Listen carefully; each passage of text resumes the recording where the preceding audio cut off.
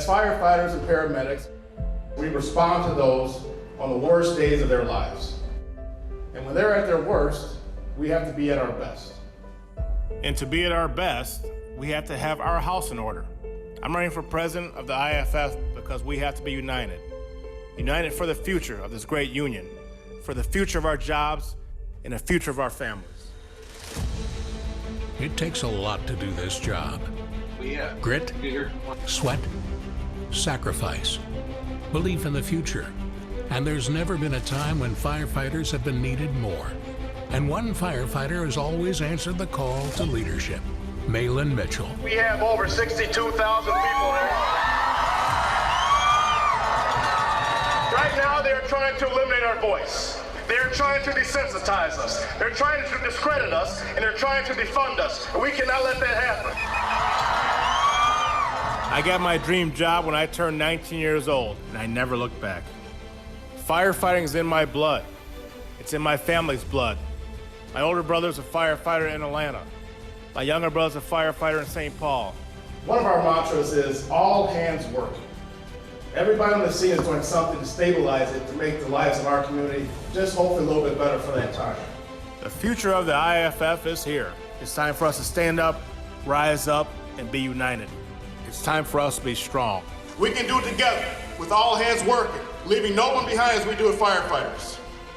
Never forget that together we rise. Mahlon Mitchell for IAFF General President.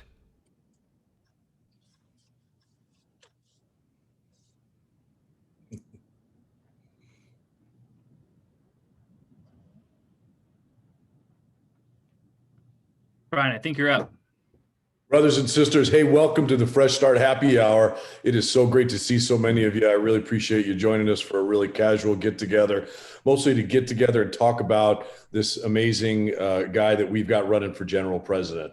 I was so personally thrilled to find out that my very close friend and my close brother was ready to put himself forward into this leadership position. And so I hope you'll all take a few moments tonight to tip a few, enjoy what Mahlon's got to say. We all know this is a guy that doesn't just talk the talk, he walks the walk. This guy brought together a lot of wins in the win column for Madison, Wisconsin. This guy brought together the state together like never has before in the past.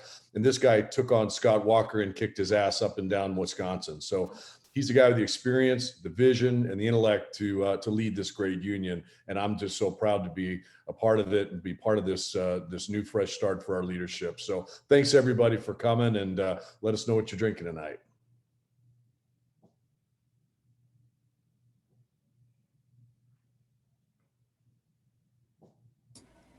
That would be Fireball with some Miller Lite. Thank you, Brian. Let's get Jeremy home. I can hear you.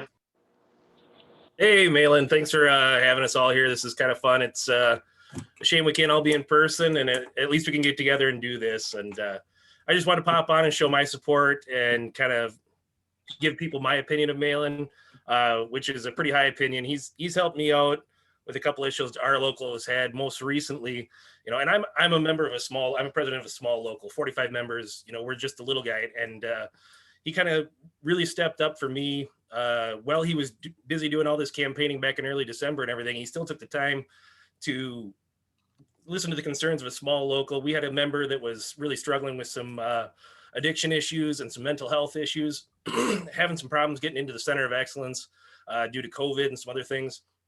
I reached out to Mahlon as kind of a last resort. I didn't even know if he'd get back to me right away or not. And sure enough, within the hour, he was already getting back to me. And I had him on the phone and he was working to help me out. He, you know, kind of brought in some of the resources that he had available to him. And we were able to get our guy a lot of help. And I guess that meant a lot to me. And it kind of shows that Mahlon really cares about the little guy, the small locals, which oftentimes are kind of unrepresented or underrepresented. It feels that way anyway.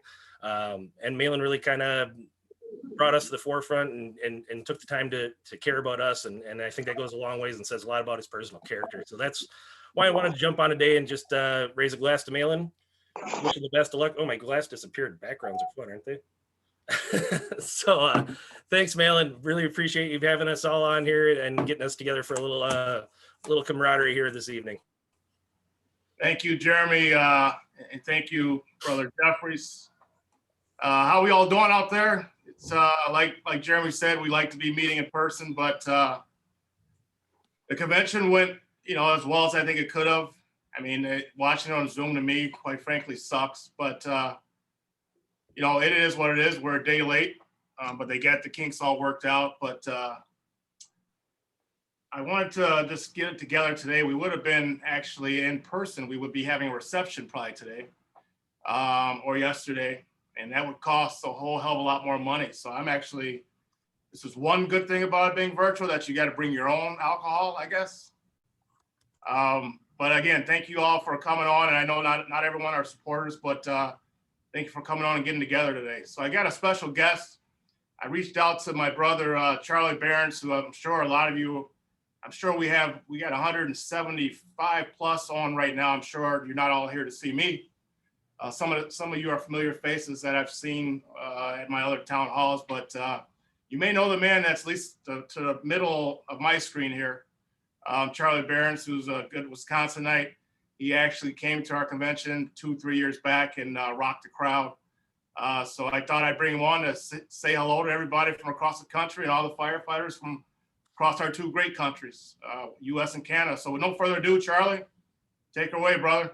Thanks, Mahlon. I appreciate that. And folks, I do just want to reiterate how honest of a guy Mahlon is, and I'll tell you a little anecdote about that, okay? I says to him, Mahlon, can I borrow a fire truck and cut some holes in the bottom, take it on the ice and use it as a big ice fishing shanty? And he says, Charlie, no. Okay. And there you go. He could have used, the fire truck and allow me to ice fish out of it. And as tempting as that would have been, he just said, no, it's going to fall to the bottom of the drink and you're going to be sleeping with the walleyes. And I says, okay, thank you for being honest with me, Mahlon. So, ever since that day, I just knew his heart was in the right place. Yes, I am wearing a Packers sweatshirt. No, I don't want to talk about it. I know you're all out there having a little drink or treat. Okay, maybe a couple, 2-3, not judging. Okay, I do want to let you know that in Wisconsin, I don't know where the rest of you are. Too bad we're not in Vegas. I'd be losing a lot of money right now. But in Wisconsin, it's snowing quite a bit. Okay, and so I figure why not tell you how to make yourself a snow fashioned, if I may. Okay, and it's real quick. This will take about 30 seconds. Okay, first things first. You know how to make an old fashioned. This is like that, but with snow. Okay, so get yourself a sugar cube. And the bitters, dashes, muddle, okay? Orange slice and a cherry, muddle it. Do not muddle the rind, okay? If you do that, your grandpa is gonna come there and smack you upside the head, okay? Like he should, okay? And then also, after you got that, you take your brandy. Now, this is the big trick here. When you're putting your brandy in a brandy snow fashioned, you don't go 1 finger tall, 2 fingers tall, or 3 fingers. You go a couple, 2-3 fingers, which is code for 4 fingers tall on the brandy. Dump your snow in there, okay? Make sure you don't get the yellow snow. That is not going to mix well with the bitters, okay? Stir it up with your buck knife. Get yourself a garnish, okay? A garnish, you got to have something to spear through it, okay? You don't have toothpicks because let's be honest, who's got them these days? Get yourself a nail or a paper clip or a thin screw and put the cherry through and then the orange, the next cherry, and boom, you got your garnish. A little bit more snow on top. And there you go. You got a brandy snow fashioned. Okay. And that is a concoction that will make you forget about Sunday, which I have almost forgotten about. And I think that is my time. Mahlon, did I do okay or no? Should I not have told him about that fire truck or is that okay? Oh, that's fine. Keep going. Yeah. Okay. Well, and I says to him, you can come on the fire truck, okay? And we can ice fish out the back of it. I'll put a hole there right for you. But, again, he says, no, that's property that does not belong to me. So again, it really just speaks to his honesty. I'll tell you what, I'm not sure if they got that kind of honesty in Boston. You know, I'm not sure what they would say there if someone asked to use their fire trucks for a nice fishing shanty. So, Mahlon, I'm going to leave it there. I'm going to let you take it from here. But thanks for having me on. And I hope everyone learned something today. And, you know, maybe you're learning never to look me up on social media, but you learned something today, and that's what matters. Okay, real good. Thanks, Charlie. Appreciate you coming on, brother. Oh, you bet. Keep her moving now. All right. Thanks, brother. So let's go around a little bit, and then we can talk about issues, or we can really talk about whatever anybody wants to talk about. So I see some friends here. So what's everyone drinking? Who wants to speak up? This is going to be informal, unless everyone wants me to go through my stump, which a lot of you have probably heard. Mahlon, I know I already got a chance to talk once, but I just want to thank you one more time for having Charlie come on to tell the jokes, because Mahlon is a lot of things. An incredible leader, almost annoyingly charismatic, great with politics, great joke teller. He is not. So thank you for bringing Charlie on. That's actually not true. I told a joke in, I believe, Las Vegas about a text from my wife. I think it went fairly well, Jeremy. I think I was there. I don't think it did as well as you thought. I don't think that's what your wife told me yesterday about you. Yeah, I know. It was so bad we don't even remember it. Tom Root, Ted Root. Yeah, unfortunately, that's my porn name. I apologize. It's been a long day, and then I don't know how that ended up on there, but I use that every once in a while. So yeah, it's Tom. I heard that joke a number of times actually, and I Jimmy heard it the Lee. week after. Mahlon, you're a joke teller. Canadian Santa Claus. Jimmy Lee, the legend, the guy. I love you, Jimmy. So we got some people with their hands up. I should probably call on them. Jim, thanks for hopping on. Let's go with Mike Wazika first. So if you want to talk, you can raise your hand, or I'll call on some people too. I think it would be an hour and a half or so. I don't know. Go ahead, Woody. I know you didn't have anything to do with it, but I'd just like to talk a little about the music they used today. I don't know if they got it from like back in the 70s or where it came from, but you got any insight on that? I do. It's 60s porn music. I'm not that old, but I kind of recognize the tone, yeah. Jeff Zach wanted to know which film. Why? Where did that music come from? You guys didn't work on that, obviously. They gave you what you had. I have no clue. It was Night Trips with. I'm sorry, my bad. I have no clue, but my guys, the guys that I was hanging with thought it was 60s porn music. So since we have our DVP here from the esteemed 5th District, what happened on Monday? Any insight you can give us, Tom? Absolutely. I have absolutely no insight other than the company that we hired, Quince, totally screwed up. And we had them on the executive board meeting this morning. And I think the General President Shaper must have reamed them out pretty damn good last night, because they were very, very hat in hand and very apologetic, and promised that everything was worked out. And yeah, we'll see. I'm guessing there might be some negotiation when the bill comes, if there is one. Because these folks did AFSCME's convention too, right? That is correct. They did ask me too. But our convention is much more intricate than the other conventions that they did. We built in a lot of features that other conventions did not have. And I don't know if it was the extra features that threw them for a loop or what it was, but something I was screwed up. And I was in the queue once, and then I got kicked out when I had to go, I think, to another room of some sort because there was an amendment. And I got kicked out, and then I went back in, and then the amendment changed what I was going to say anyway, but the amendment happened before I could actually speak on. Anyway, I know I know we're all just trying to figure it out, so I'm not complaining, but it was a lot today. Yeah, it's far from perfect, that's for sure. Well, thanks, Tom. Jim Lee, I bet you wish you were still the chief of staff and running the show, right? Yeah, you tell Jeff Zaka, none of this would have happened if I'd have been in control. I'll be sure to tell him that tomorrow, Jim. Okay. Yeah, for sure. I mean, I blame the GST, but that's just me. I'm with you. Just kidding. No, I had a lot of people say, "Well, gee, I hope this is all Edzo's fault," and I'm like, "Yeah, me too." So. All right, moving on. How about Evan? You want to go? I think you're up next, brother. Then we'll go to you, Chris Albany. Go ahead, Evan. Bills fan. Sorry about Sunday. Bills fan. Yeah, just like Charlie, I'm still feeling the pain from Sunday. But as everyone in Western New York, got my blue light here, and just interested to hear more about you and what you think of getting smaller locals more involved. I'm the secretary of Jamestown Local 137, a 50-member local, and definitely interested in getting more involved with not only the state level, also the international level. Just want to hear more of your plans for that.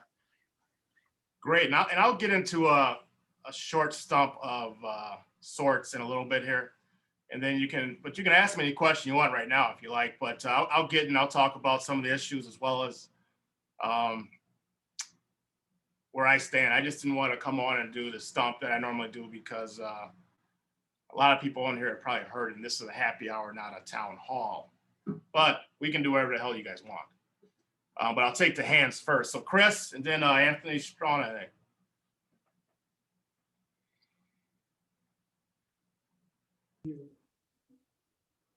Hey man, how you doing? It's Chris Albany from Local West 15, City, Connecticut firefighters.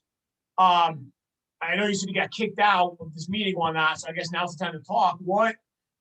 How did you feel on some of these resolutions where there was a lot of discussion on, where, we discussed over an hour, stuff like that, except we didn't see you. We were looking for Frankie Lima, some other guys like that, but we didn't see you guys on here to discuss anything. I know you said you got kicked out, so I guess now's the open forum to say, how did you feel on some of those resolutions where there was a lot of discussion on? Well, I'll tell you the ones that had a lot of discussion on what I felt. I've actually said it in the past, and I truly believe that any top level staff or any hiring within the IAFF, I believe that it should go that I'm trying to get my computer, that the actual hiring and recommendation be done by the GP or the GST. But I actually believe that the vetting process and the final recommendation should be done by the executive board. Now, one thing I don't necessarily agree with is when they amended it to say, when they get rid of it was just one DVP, one vote, when they made it to my good friend, I think it was Brother Gelati that did it, but just going off the top of my head, but when he made it one person, when they made a per cap vote, so you could basically a roll of the board. I didn't necessarily agree with that.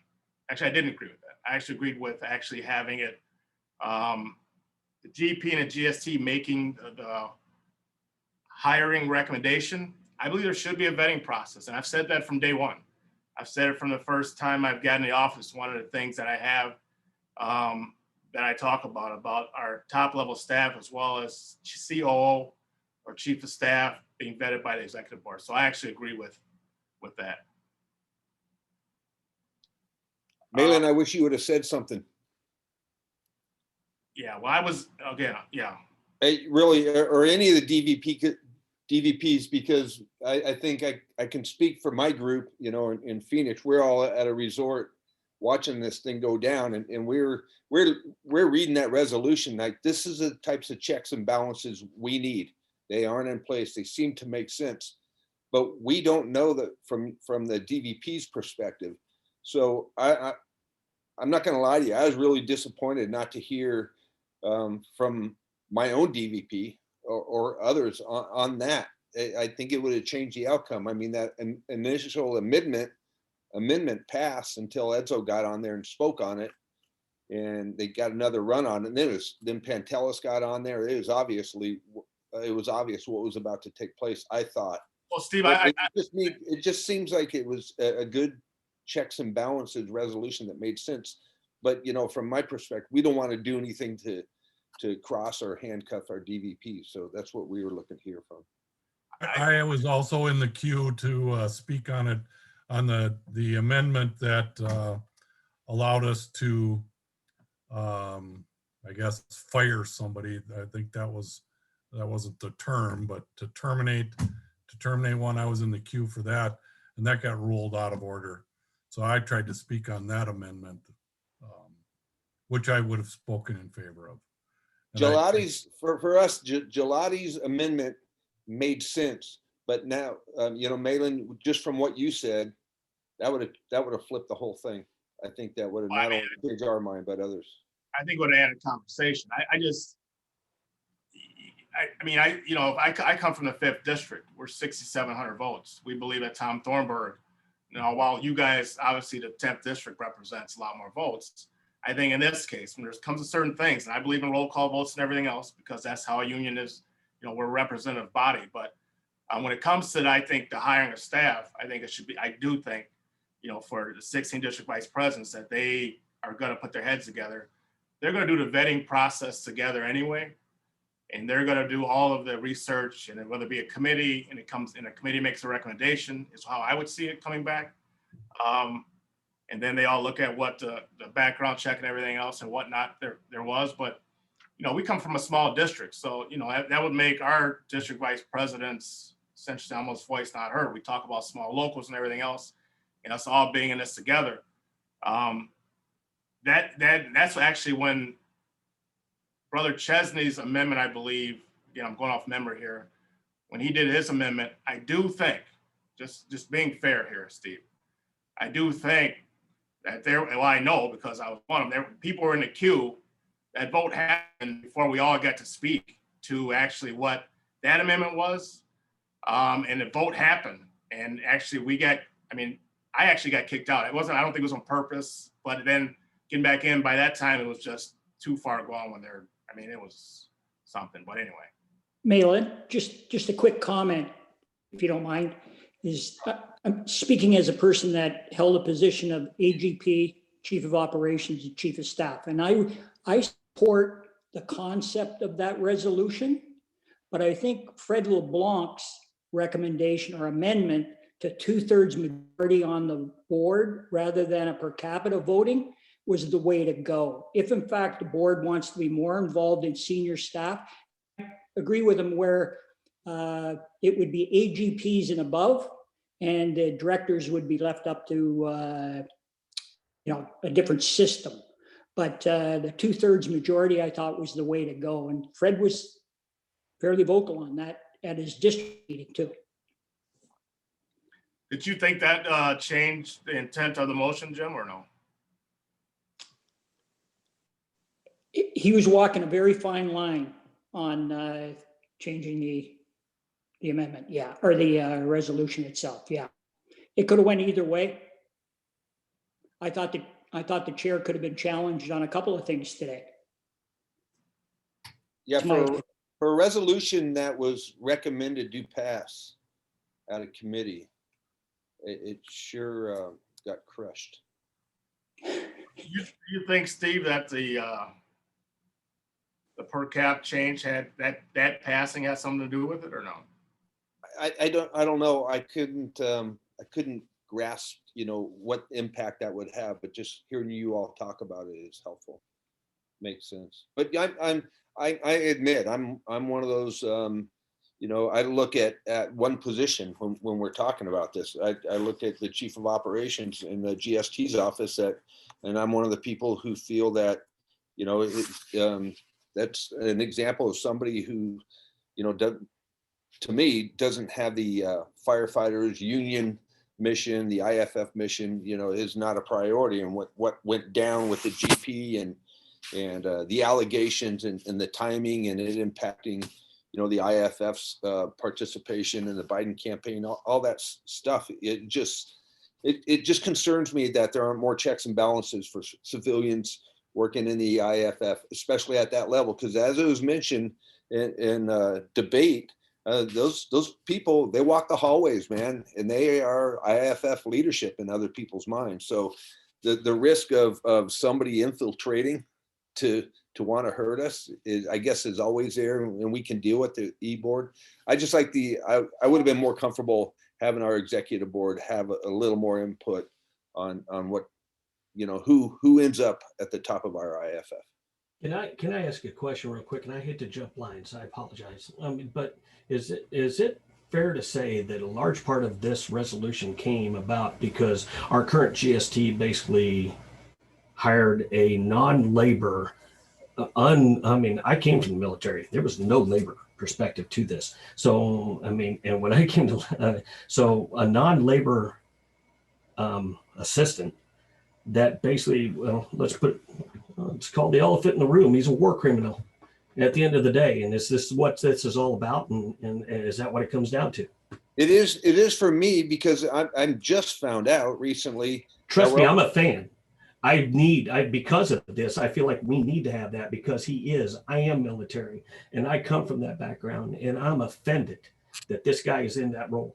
But go ahead. Well, and then we're also paying this guy, from what I understand, I think the number's 265,000 or something. These are incredibly, not only important, but incredibly lucrative. A 5-year pension.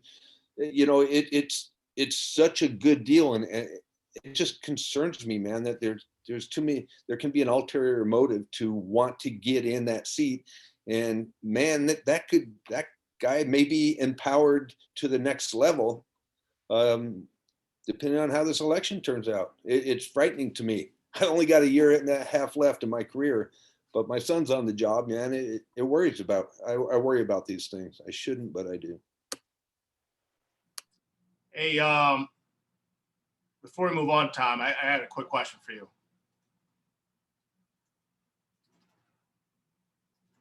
Can you hear me, Tom? For me? Oh, Tom wrote. I'm sorry. Oh, okay. I'm here. Yes, I apologize. I had to find myself in my big screen of people. Can you raise your hand again? No, I'm here. I'll raise my hand. Give me a second here. I know you got a lot of people in front of you. Your hand was black. I didn't understand that. Well, it wasn't quite black. It was more Latino. Oh, so it's how I identify. All right, let's go with. I think we got Anthony. I think I had next, and then Jason. Anthony Strong. I think you have your hand up, brother. Unless it's on accident.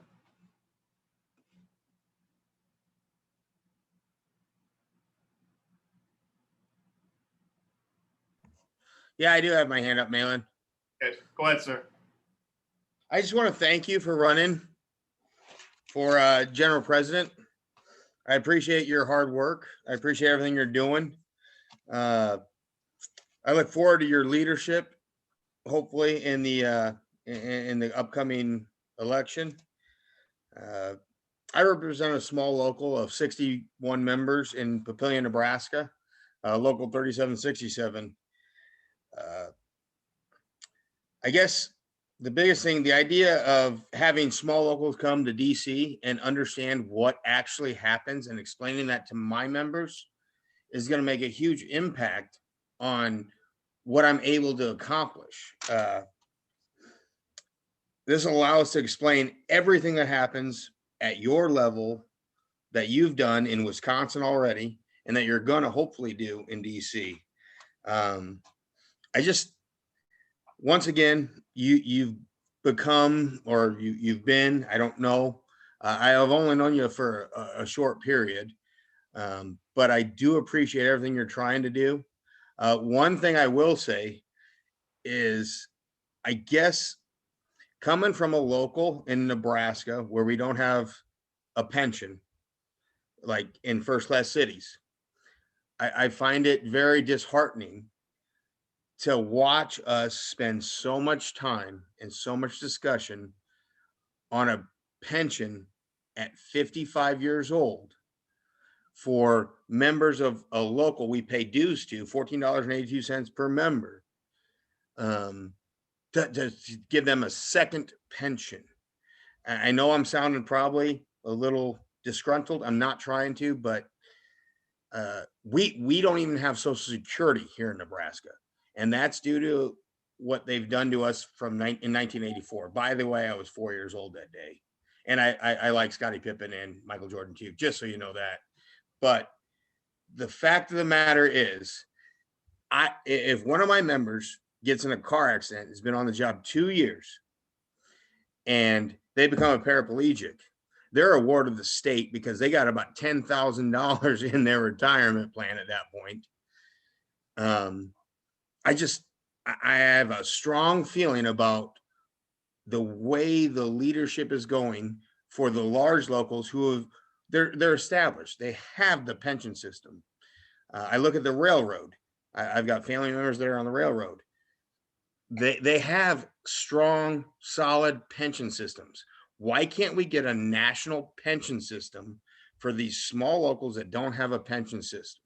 It frustrates the hell out of me. And I just think that, if we break it down, of the 300,000 members, I'm not sure how it's going to shake out, but I bet you a lot of the membership in our local does not have a pension. But we're going to give the leadership of our local, which deserves it, 2 pensions basically, because they've got their pension from their fire department and they've got their pension from the IAFF. Not saying that they don't deserve this money, but for Christ's sake, let's get everyone something. Even if it's Social Security, I don't care. I've worked hard to try to get this for about 8 years. Darren Garion, the Nebraska State president, is a great guy, great friend, but I just look at this as an opportunity with the knowledge you have with Joe Biden, the relationship you have with Kamala Harris.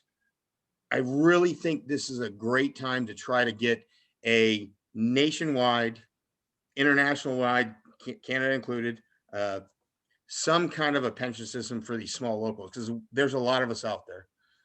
And at that, I'll leave it alone because I could go forever. Sorry.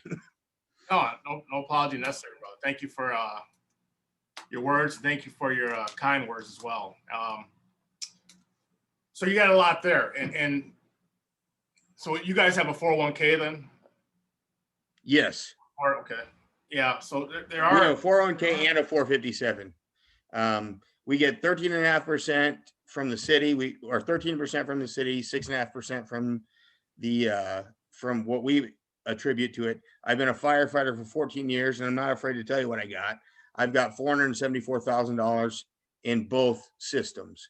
Now I look at that and it's great because I made 26% last year, but there's years where it dips. And if somebody retires when it dips, they're screwed.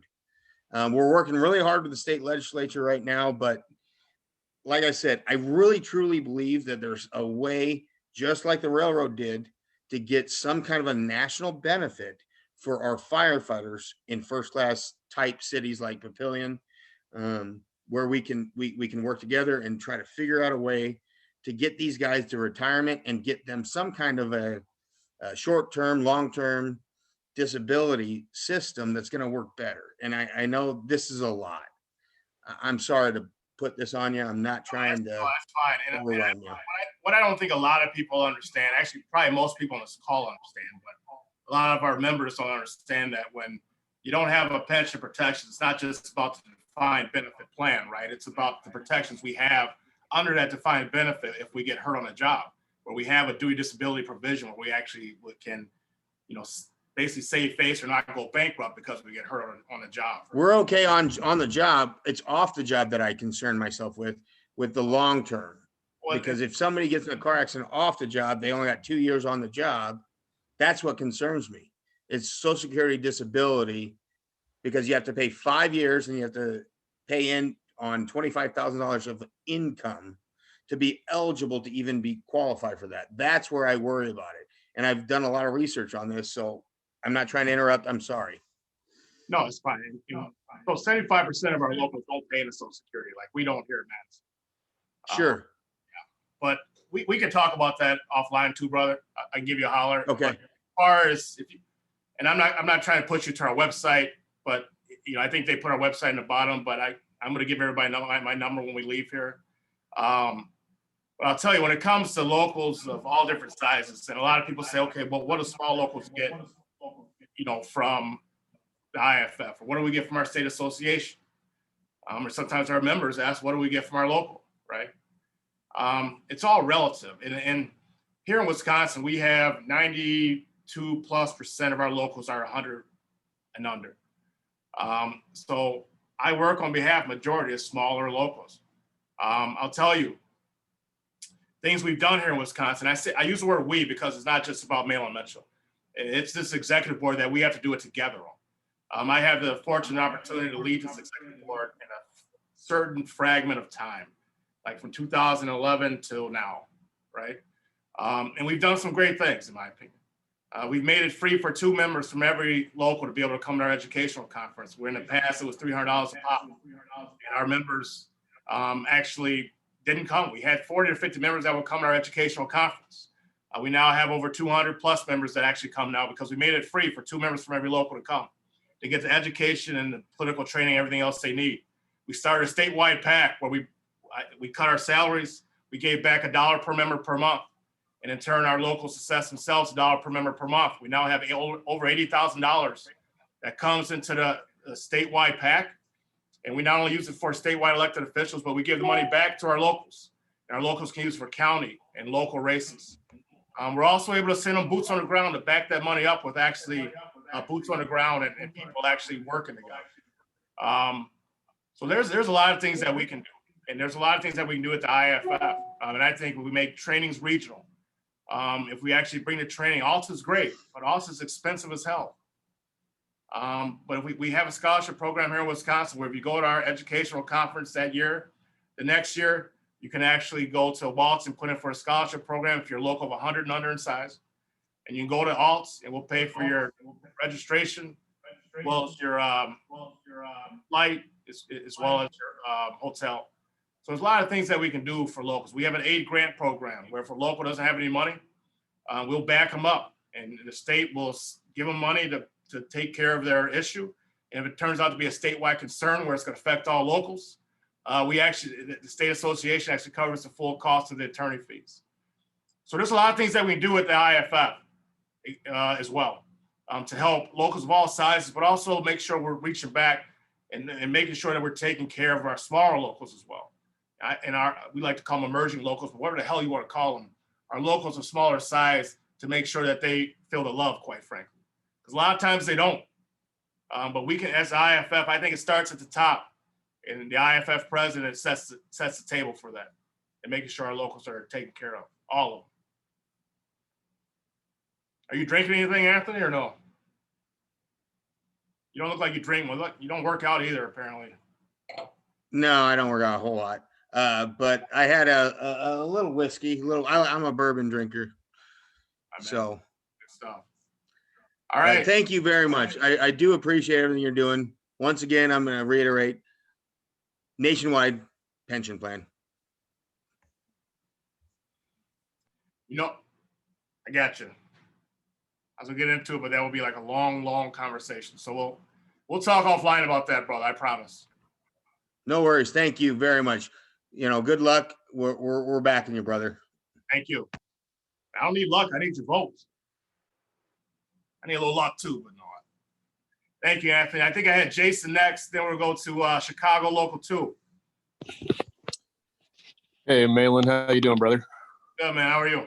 I'm doing well, thank you. Hey, appreciate the conversation again. I think it's been over the top communication from you, and can't thank you enough. You're going to have our local support. I'm local 845 president in Albany, Oregon, and we got an e-board meeting tomorrow night. So I guess a couple questions just so I can make it official after tomorrow and give my executive board an update. First one was, I'm guessing the debate that you've asked Brother Kelly for, he's declining that by silence, or what's the status of that, as well as where's it look right now, brother, as far as as far as you can tell for vote count? Well, so as far as the debate, just so it's clear, I feel it just a couple of calls, literally 2 or 3 about the email we sent out about the debate and how Brother Kelly did not necessarily want to do the debate. Just so everyone knows that's on this call, and obviously tell a phone, tell a friend, tell a firefighter. I called Brother Kelly about that debate probably in December, maybe a little bit or shortly after January, but very early. And I said, hey, let's do a debate. I think it was December because I said we can do any day in January when I first called. And I want to do debate because I believe, we could do it tonight. It's very easy to do. If we want to do a Zoom call, me and Brother Kelly are on, we would choose a moderator, and just like we would choose an arbitrator or however we want to do it. We strike people. I give 3 names. He gives 3 names. We strike, a couple of them, whatever. And I actually want to do it in DC because I know he would be out in that area. So I thought out in that area for the convention, I thought they're all going to be housed in the same studio. Apparently that's not the case, but regardless. So I reached out to E18. They gave us a quote about $3,000. Obviously we have to pay that out of our own account. The IAFF can't spend any money for any candidate at all. It's actually against LMRDA, which the Department of Labor regulates these sorts of elections. So the same thing when he asked what elections committee should oversee the debate. Well, again, the elections committee is getting paid for the work, which they should. And they have enough work just trying to take care of a virtual vote or by way of a secret mail-in ballot. That's never been done in the history of the IAFF. And obviously for obvious reasons with COVID-19. So he kept putting more and more hurdles in front of me. And what I heard was in one of his last town halls that that only reason I want to debate is because I'm down by a certain amount of votes, that I'm the proxy of the GP, which I don't quite understand that. And that he doesn't want to say anything that can be used on a blog. Well, I don't run any blogs. I'm the proxy of no man, no person. I'm running because of what I want to give to the IAFF. And the vote totals are what they are. We know where we think we know where we're at. He thinks he knows where he's at. But I can tell you for certain, to go to your second question, brother, I've had many locals call me that have endorsed him that are not turning around their endorsement, but they're voting for me. And those are their words. And obviously I'm not going to disclose that. And there's a good amount, good amount meaning whatever. But as far as vote totals go, we are we feel good about where we are. I think majority of the folks that I just got a report today, folks that we had endorsed us today are with us. We have many locals that have not endorsed at all, that have pledged their support and said they're voting for me. We just got endorsed by El Paso recently. As you know, Chicago, we're going to you guys next. Mobile, Alabama, Atlanta, Georgia, Fayetteville, Arkansas, and some others across the country, as well as Canada. Our numbers are looking good. It's going to be competitive. It's going to be close, in my opinion. And and a lot of people say, well, what's a debate going to do? You both are doing Zooms like this. But I think it's different when we're right in front of each other. When it's not us standing behind a camera or a computer, but when we're like looking at each other, in this case, man to man, mano a mano, and talking about the issues of the IAFF. And not getting petty, not talking about things that are on blogs, but talking about the real issues. Collective bargaining, and every local having a chance to sit down with their employer and talk about hours, wages, and work conditions. Our brothers and sisters dying of cancer at crazy rates, every year. Let's talk about that. And what are we going to do as an IAFF to change that or get in front of that? Or let's talk about the Center of Excellence, how it's a great resource on the East Coast. We've had many of our members from Wisconsin go, in their words, to save their life, but how are we going to do the one in California? Let's get that done, and the one up in Canada. Let's talk about legislation, like what's coming out of, it's been in Congress for a couple of years now, allowing our public safety officers to buy into Medicare at age 55. That comes from Senator Brown out of Ohio. Let's talk about how we're going to get that done, because we have a very short time. And I know we're all across the board politically. I know we have a lot of Trump supporters within our union, our local, and I get that. We have a lot of Democrats. We have more people that just call themselves independent, don't vote any party. But we have a very unique circumstance, at least here in America. The Canadians actually have got it right for the most part, with Prime Minister Justin Trudeau. We have it very, we have 2 years really. Everyone thinks it's 4, but we don't know what the Senate's going to look like in 2 years. So we have 2 years right now, starting now, to talk about and get right legislation that advances the interests of our members.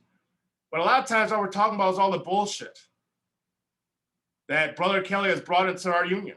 And I don't mind saying that. I know not everybody on this call is with me when it comes to that, but that's how I feel about it. Because he has helped create the divide that we have now.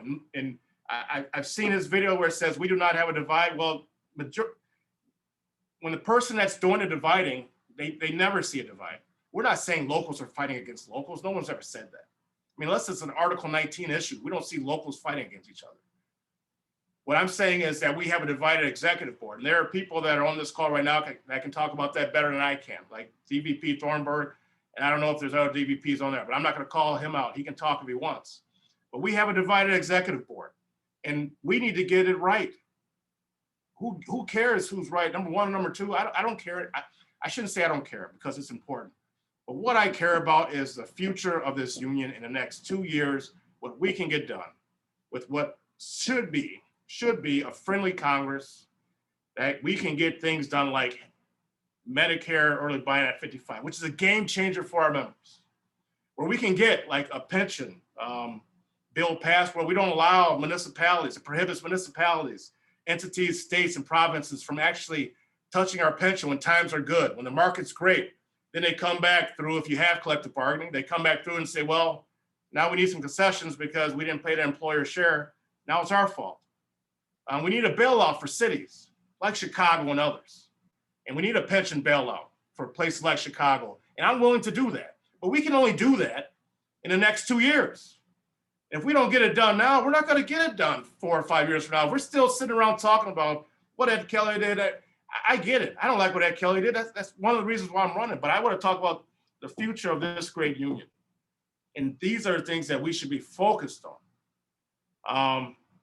What Brother Kelly did, to me, is wrong. We wouldn't like any of that in any of our locals or state and provincial associations. I think we all can agree on that. And to me, it's reckless. And to me, it disheartens me about our union that I've been a part of for 24 plus years now. I got hired 19, so I look young. Maybe I don't look young. This campaign has made me a lot older, but they say black don't crack, so we'll see. Chicago Local 2.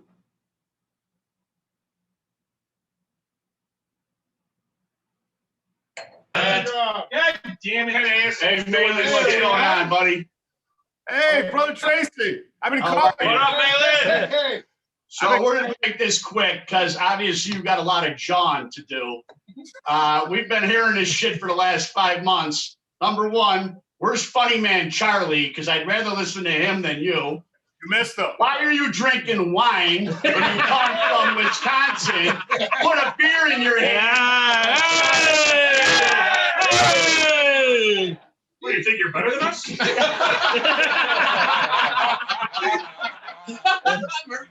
Everybody on this thing loves you and are voting for you. Let's get to the funny man. What's going on there? You missed him. He was first. He's got a very busy schedule. Now I'm the funny man. Well, yeah, you're funny man 10 minutes late. So how did you miss him? And quit saying Chicago needs a bailout. We got shit under control now. We like free money, though, Mahlon. We'll take free money. I mean, we'll take it, but just quit saying it. You're not going to ask him about the cowboy in the background? We got hillbillies in Chicago. That's right.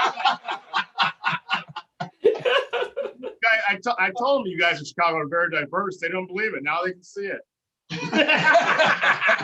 We got all kinds, country and western. Anybody want to jump in and say something? We got about 15 of us clowns here, but we're all behind you. Thanks. We're all behind you, Mahlon. Witness me. Thank you, guys. Jim Tracy, ladies and gentlemen.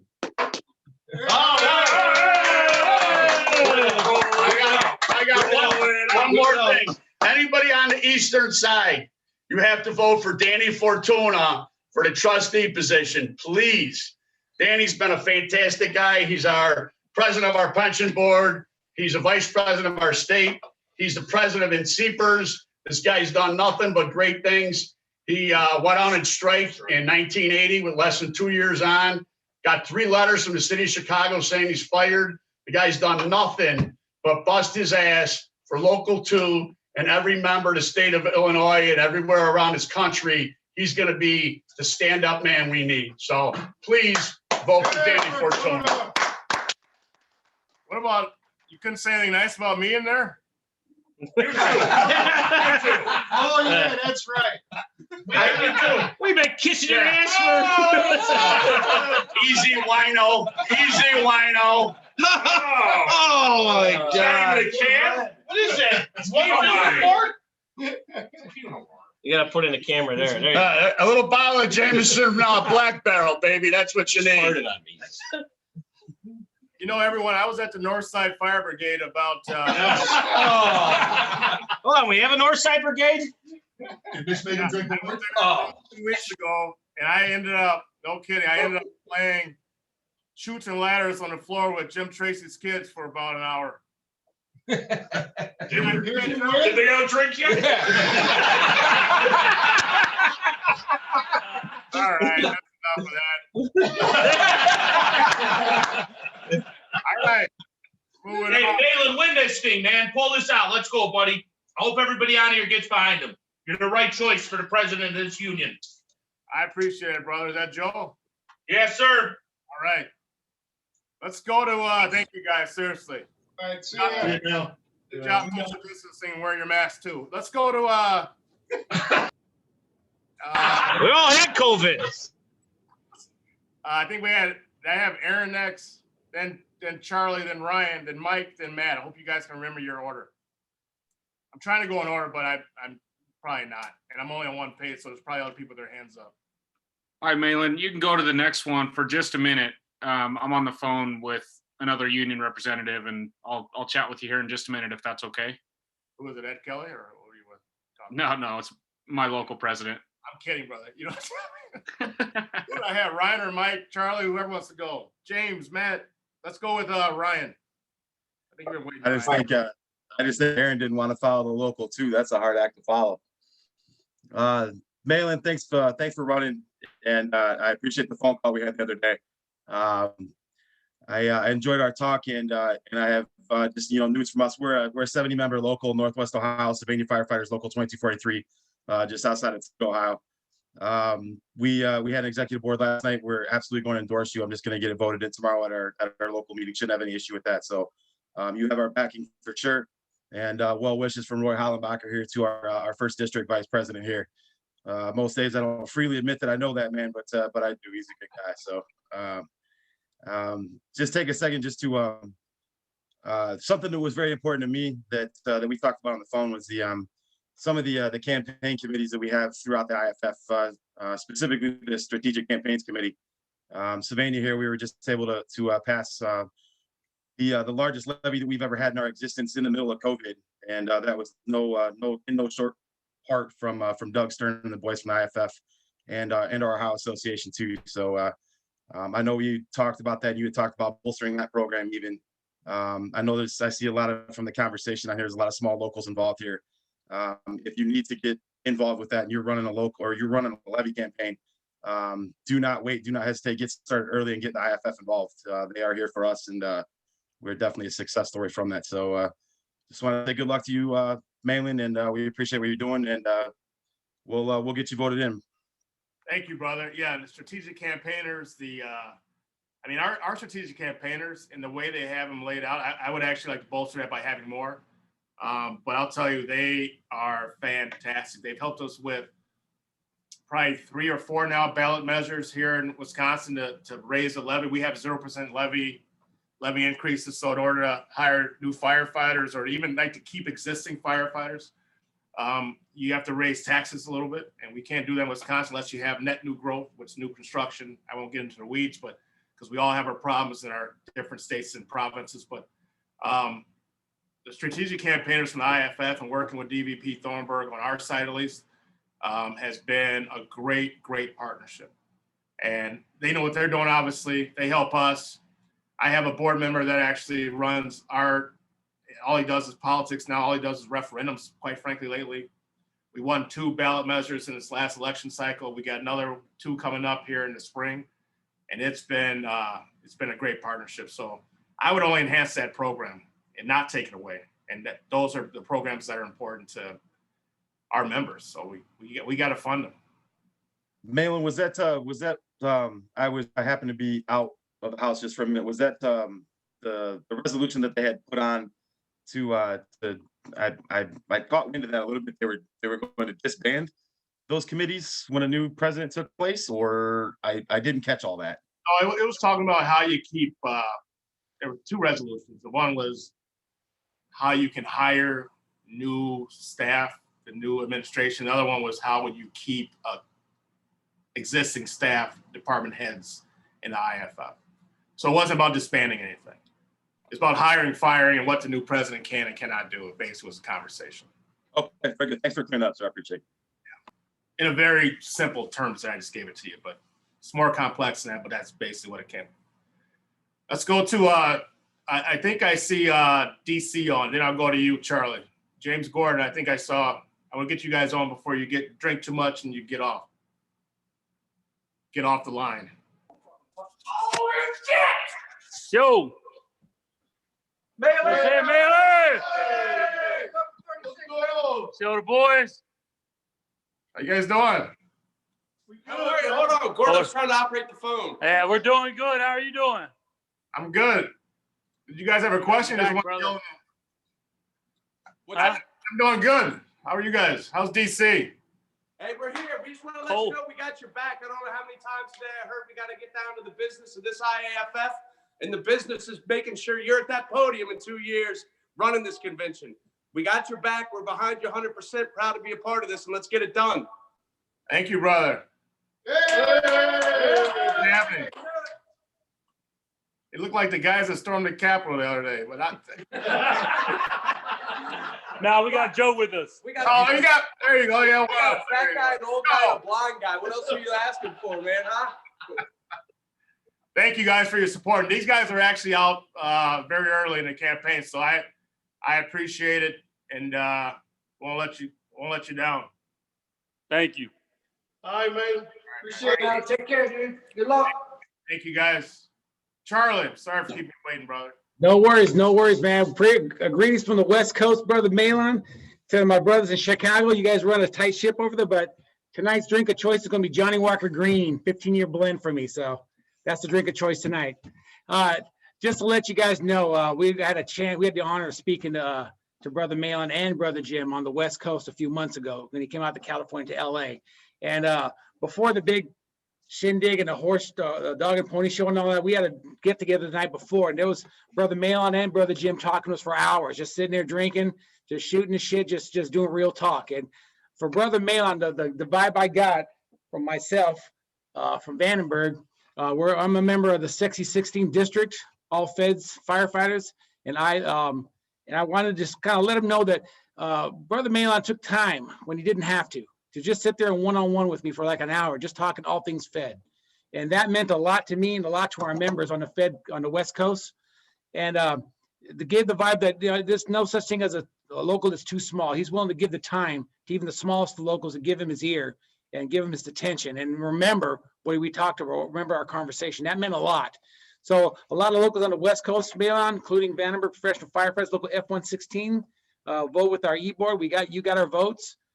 We believe you are the guy for the job, a man who's come close to becoming a governor of Wisconsin. He has a language, the lingo, the vibe, how to handle politics.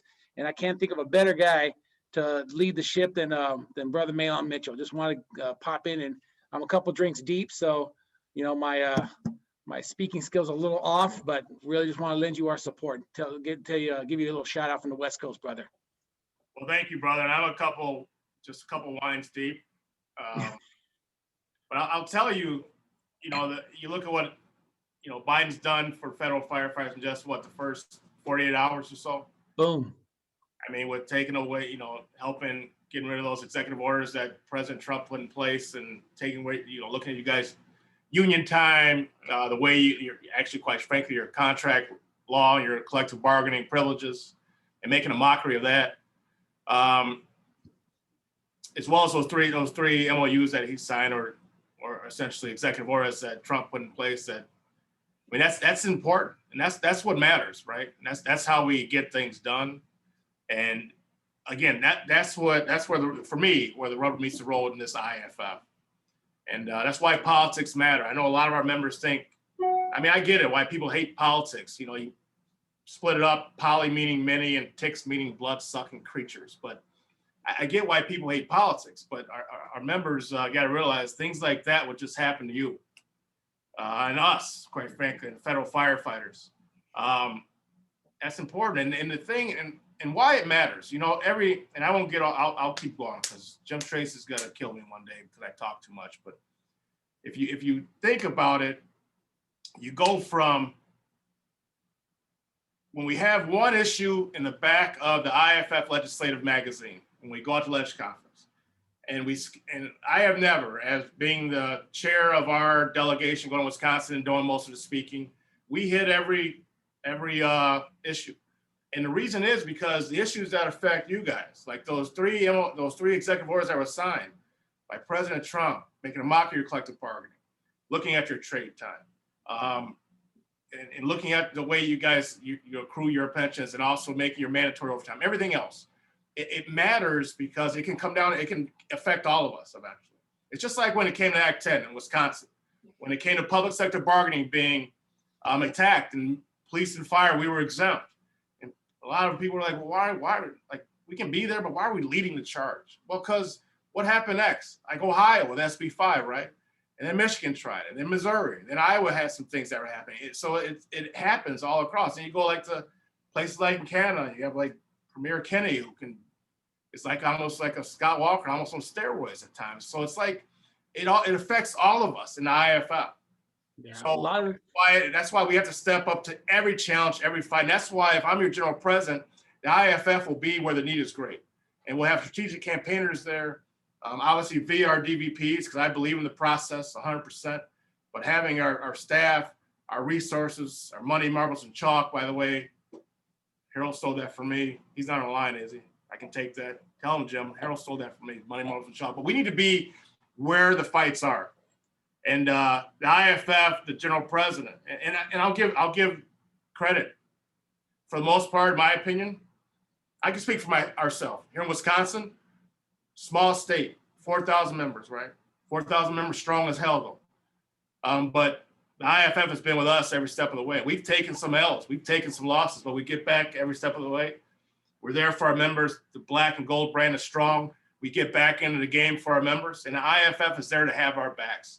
That sticker on the back of our truck, and hopefully it's an American-made truck with our truck or our car, that sticker means we have your back. That actually means something. It's more than just a Maltese cross. We appreciate that in the 16th district. Most people in the other 15 districts, their fights are in DC, but also with their counties, their mayor and their governor. With the 16th district, our one and only fight is only in DC. That's the only place that things happen for us on the 16th district. And that's why this is so important to us. And well, we appreciate your support of 16. Your mayor is the president of the United States, and your common council is Congress. Yeah, that ship is slow to steer. Your city hall is in DC. So yeah, I mean that's important though. Well, thank you very much, brother, for having our backs. Appreciate that. Always, man. Let's go to who do I call on next? Aaron, I think you're in the queue waiting. I didn't kick you out like I got kicked out. Thank you. Aaron Clyburn, Vancouver, Washington. Work for Camas Washougal Fire Department, Local 2444, 7th District. I got selected to be the delegate for our about 54-member local. You know, I've been following your emails. I suffer some of the same plagues as probably a lot of your locals out in Zoom land there. A lot of just kind of non-participation, people who just don't care, willing to just kind of go with status quo.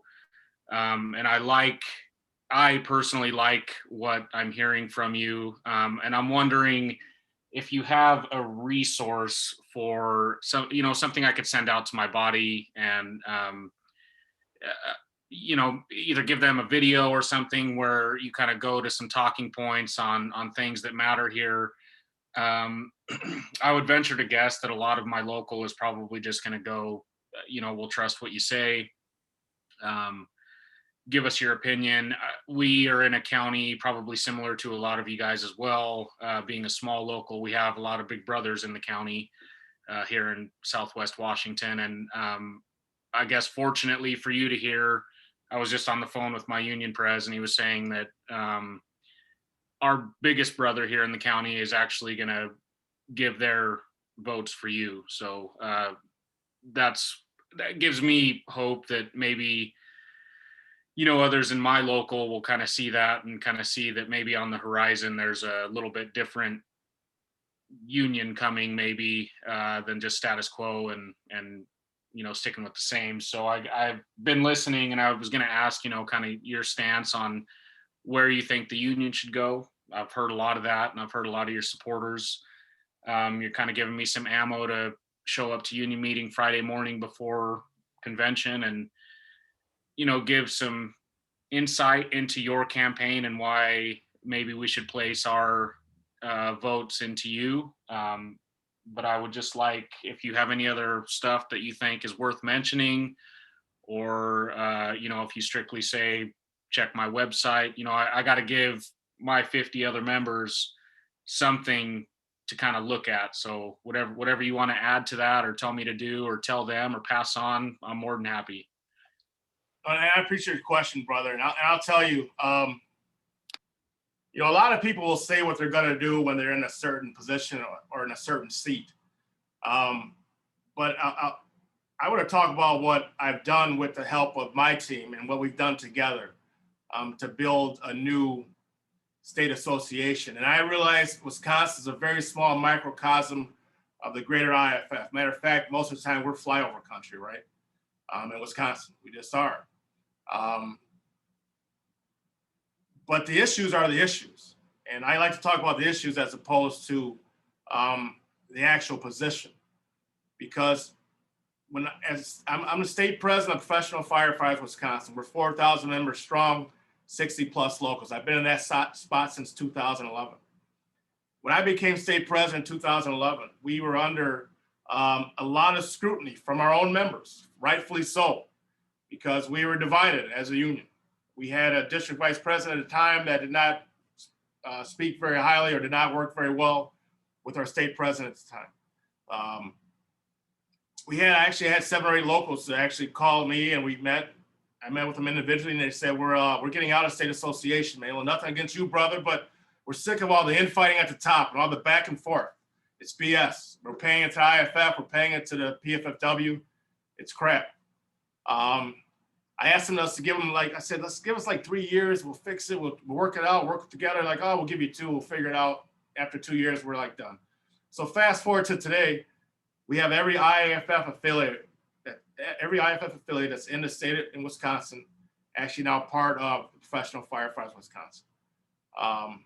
Even including the city of Milwaukee Local 215, which if you didn't know, it's our biggest local in the state, Local 215, close to 700 members. When I came on the job, they actually had 1,200 members, but close to 700 members now, and they're actually in the state association. They were out 26 years prior to 2011. Prior to me being anything, or most of us that are in positions now even holding a position in the union. But they got in because they realized and they believed in the mission, and the mission that we set forth, in the course that we set forth as a union body, as an executive board. We got away from all the bullshit at the top. Worrying about our next 4, at the time, 3 years of elections. External politics began because those sucked too, because we had Governor Scott Walker, which at the time was one of the most anti-union governors in the state, in the country, I'm sorry. We had all this going. We had an FEC issue going on as well that I inherited. We had a Department of Labor compliance audit that we inherited. So all these things going on. It was very easy. Matter of fact, there was talk about just abandoning ship, closing down shop, and just getting done with the state association, maybe years from now, starting anew. But you've come to where we are right now in 2021.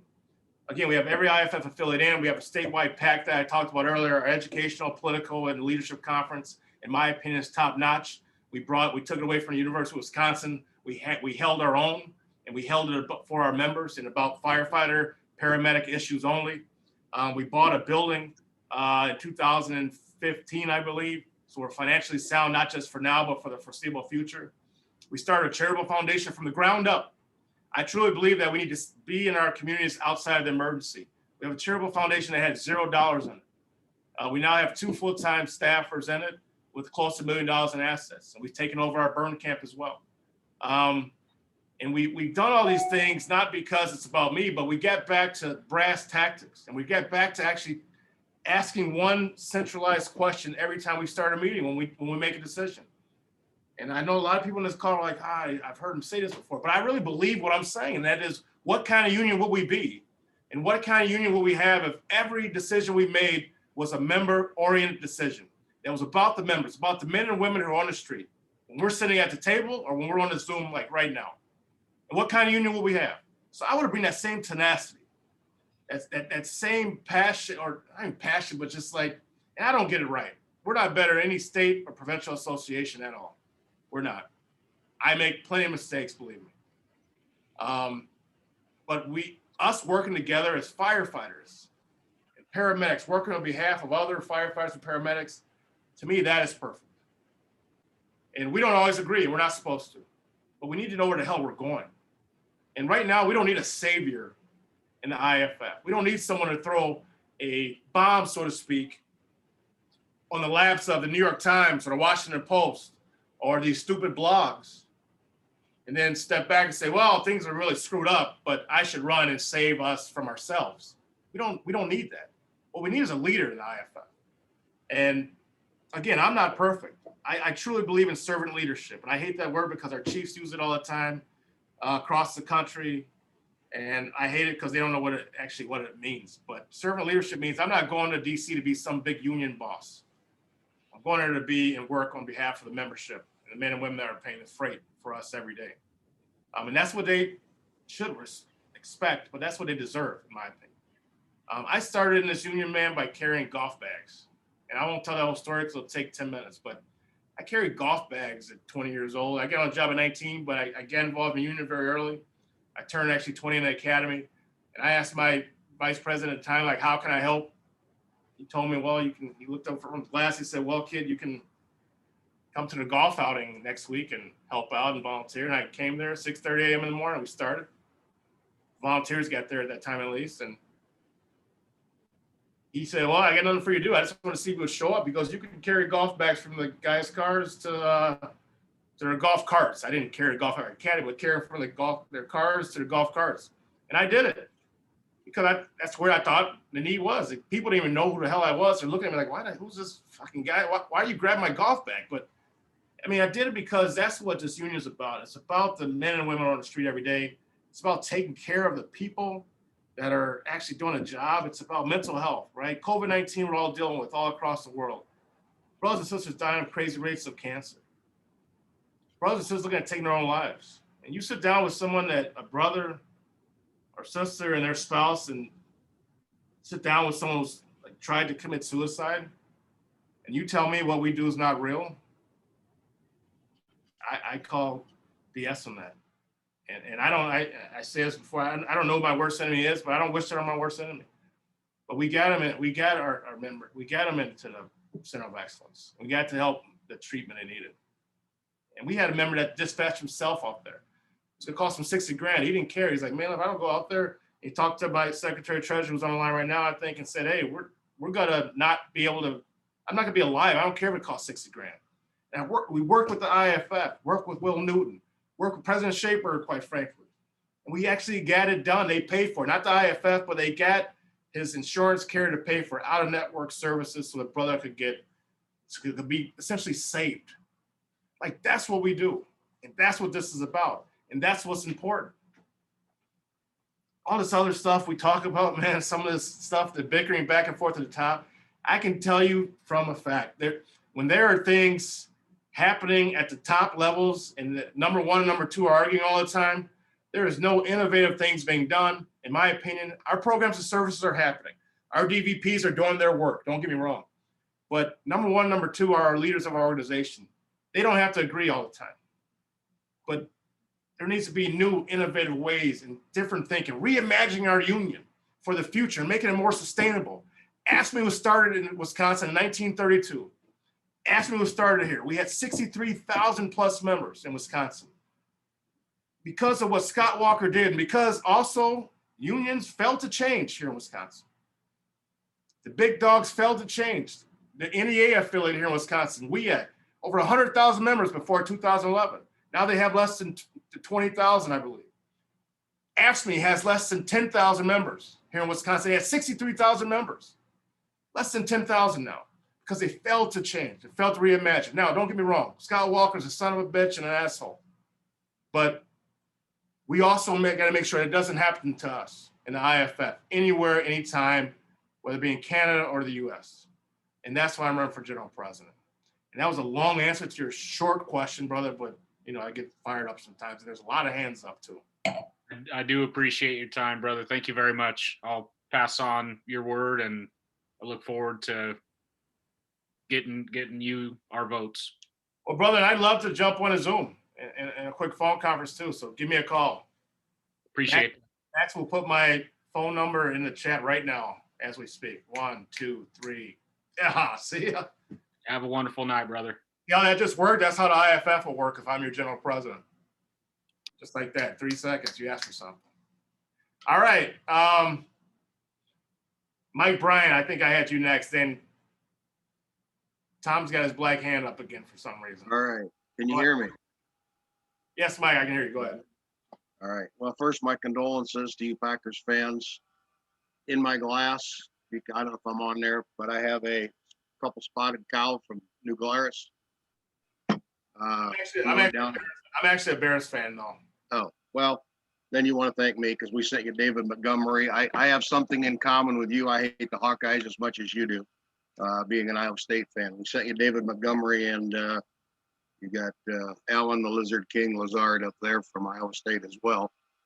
David Montgomery's actually done a lot here. It's over now, but yeah, he's done really well.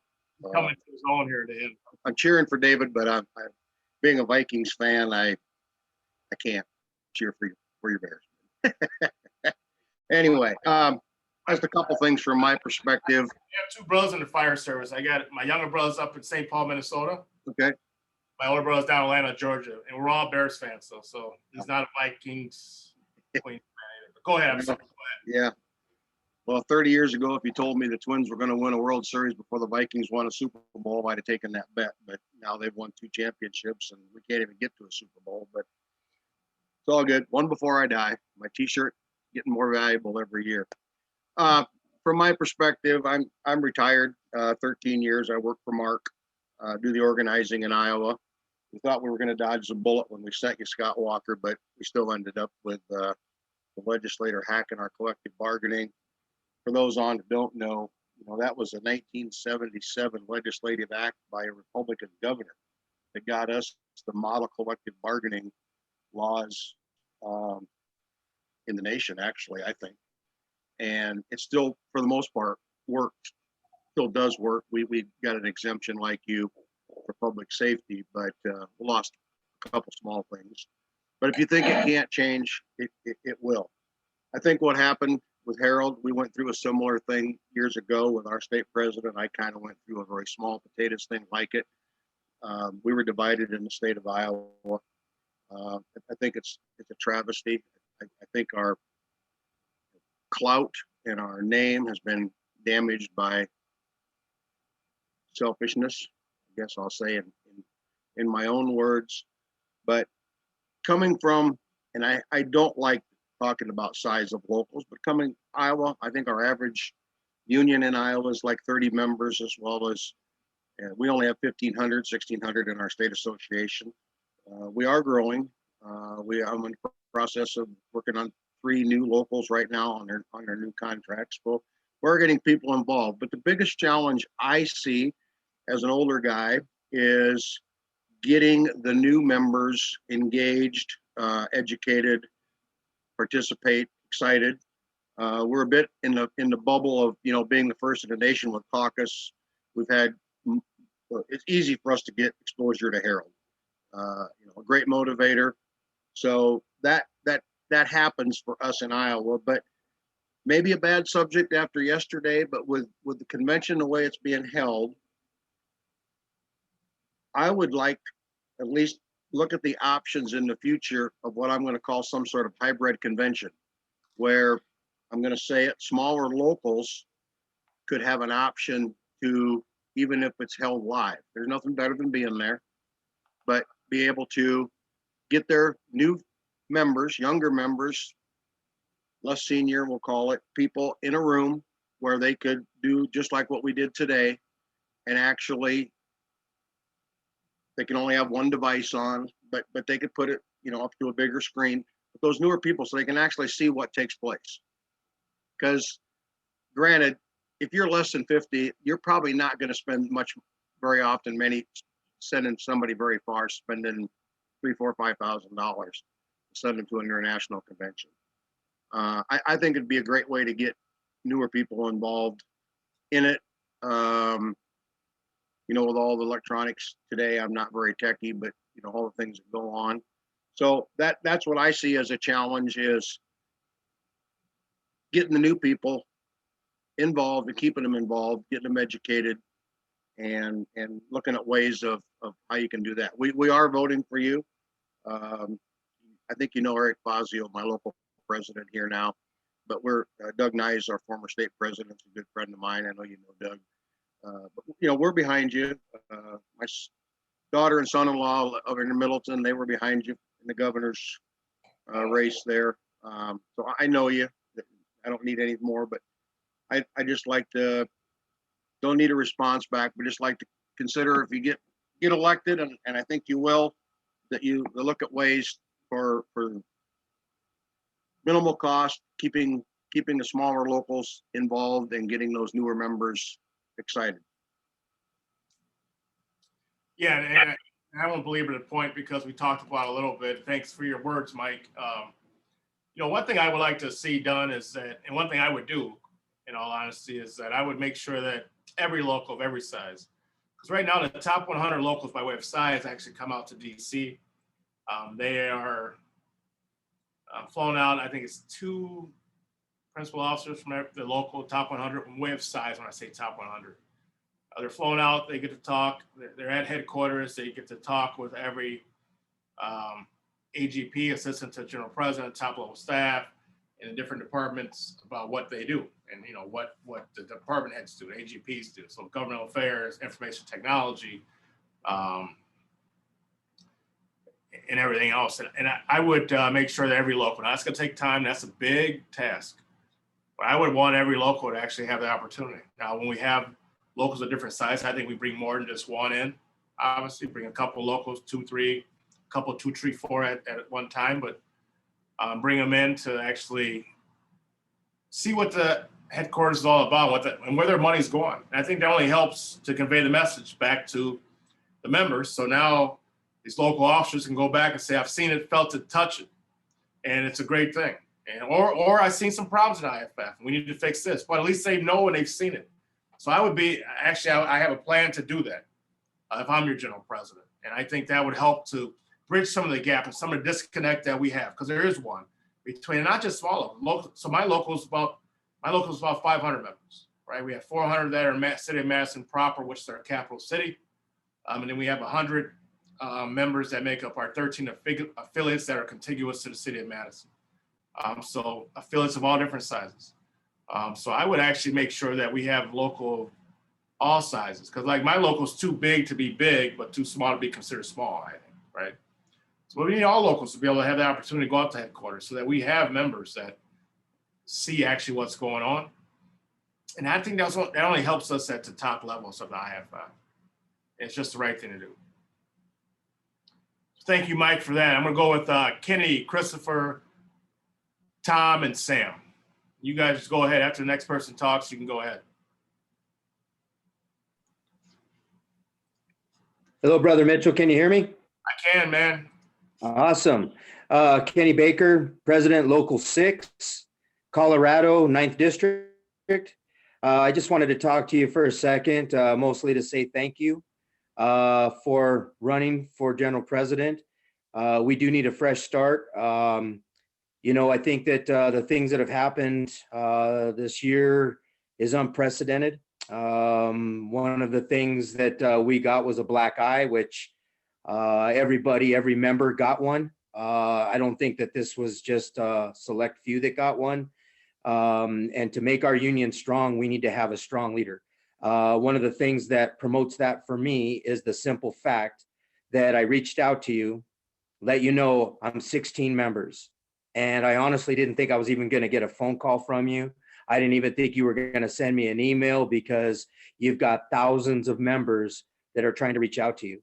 But you called me on your personal cell phone and reached out. That means a lot to me. That means a lot to the membership, and that should mean a lot to this IAFF, because it doesn't matter how small I am. You reached out to one person with 16 members to say, hey, I heard you, I'm listening to you, and let's see how we can help you. And so with that said, I just want to say thank you very much for that. That goes a long way. I hope everybody's listening to what I had to say with that. And as Local 6, one of the forefathers for this union, I'd like to say good luck, and I'd like to see you at the top and make some real changes. So I appreciate what you're doing, Brother Mitchell. Well, thank you, brother, and thank you for those sentiments. Seriously. Now, yeah, I want to call everybody, man. And my number's not changing. A lot of you have heard me say this, but I come from when you could pick your last 4 digits of your number, 20. That's why mine's 2333. I think one brother alluded to it, but it's Michael Jordan and Scottie Pippen. I mean, we have locals from Milwaukee, Local 215, from at the time 1,200 plus in size. Now they're lower through attrition because of some crap that their mayor has done. But anyway, to local, I think our smallest local, and Steve Waller, our Secretary Treasurer, is on the line maybe, but we have a local of 6 to 8 members in Portage, Wisconsin. So I would call them, right? I mean, that's my job. And I believe it's my job as your general president, if I'm fortunate enough to be that, to call you, Kenny, if you need help. And you'll hear from me directly. You won't hear from my staff or anybody else, you'll hear from me. And I don't care where I go, what level I'm on, man. I grew up in the fire service. I got hired 19 years old, fortunately, and I'm no better than anybody else. I mean, wear a suit every now and then. I try to dress nice sometimes. I just think the job requires that, but I think we need to get back into taking care of our membership. One thing I did as state president, and one thing I learned from my predecessor, actually, and that was to get back into the locals. My predecessor, actually, Mike Wazick, who's my current vice president, but get back into the locals. And one thing I made a charge of doing that. And, we have 5 caucuses here in Wisconsin. We're split up regionally. There's probably about 10 or 12 locals every caucus. And the state president would always go there, and the state secretary treasurer just go there and give their report, take some questions, maybe, and then hightail out of there. One thing I did when I was new state president, I said, I'm going to go actually to the local, I'm going to go to caucus meetings, but I'm going to local meetings, general membership or executive board, whichever one they want, and sit in the firehouse, sit and talk about just real stuff that's happening. And talk to the members, not just, the leaders obviously are elected leaders, but I want to talk to the members as well. I want them to ask me the tough questions. I went on a podcast the other day with Frank Ritchie. I know a lot of people, some of you may know him, some of you may not, but he probably does not line up with me well politically or anything, but I will go and talk to anybody. But I'm especially going to talk to our members. And I don't care what size local you are. It doesn't matter to me. It really doesn't.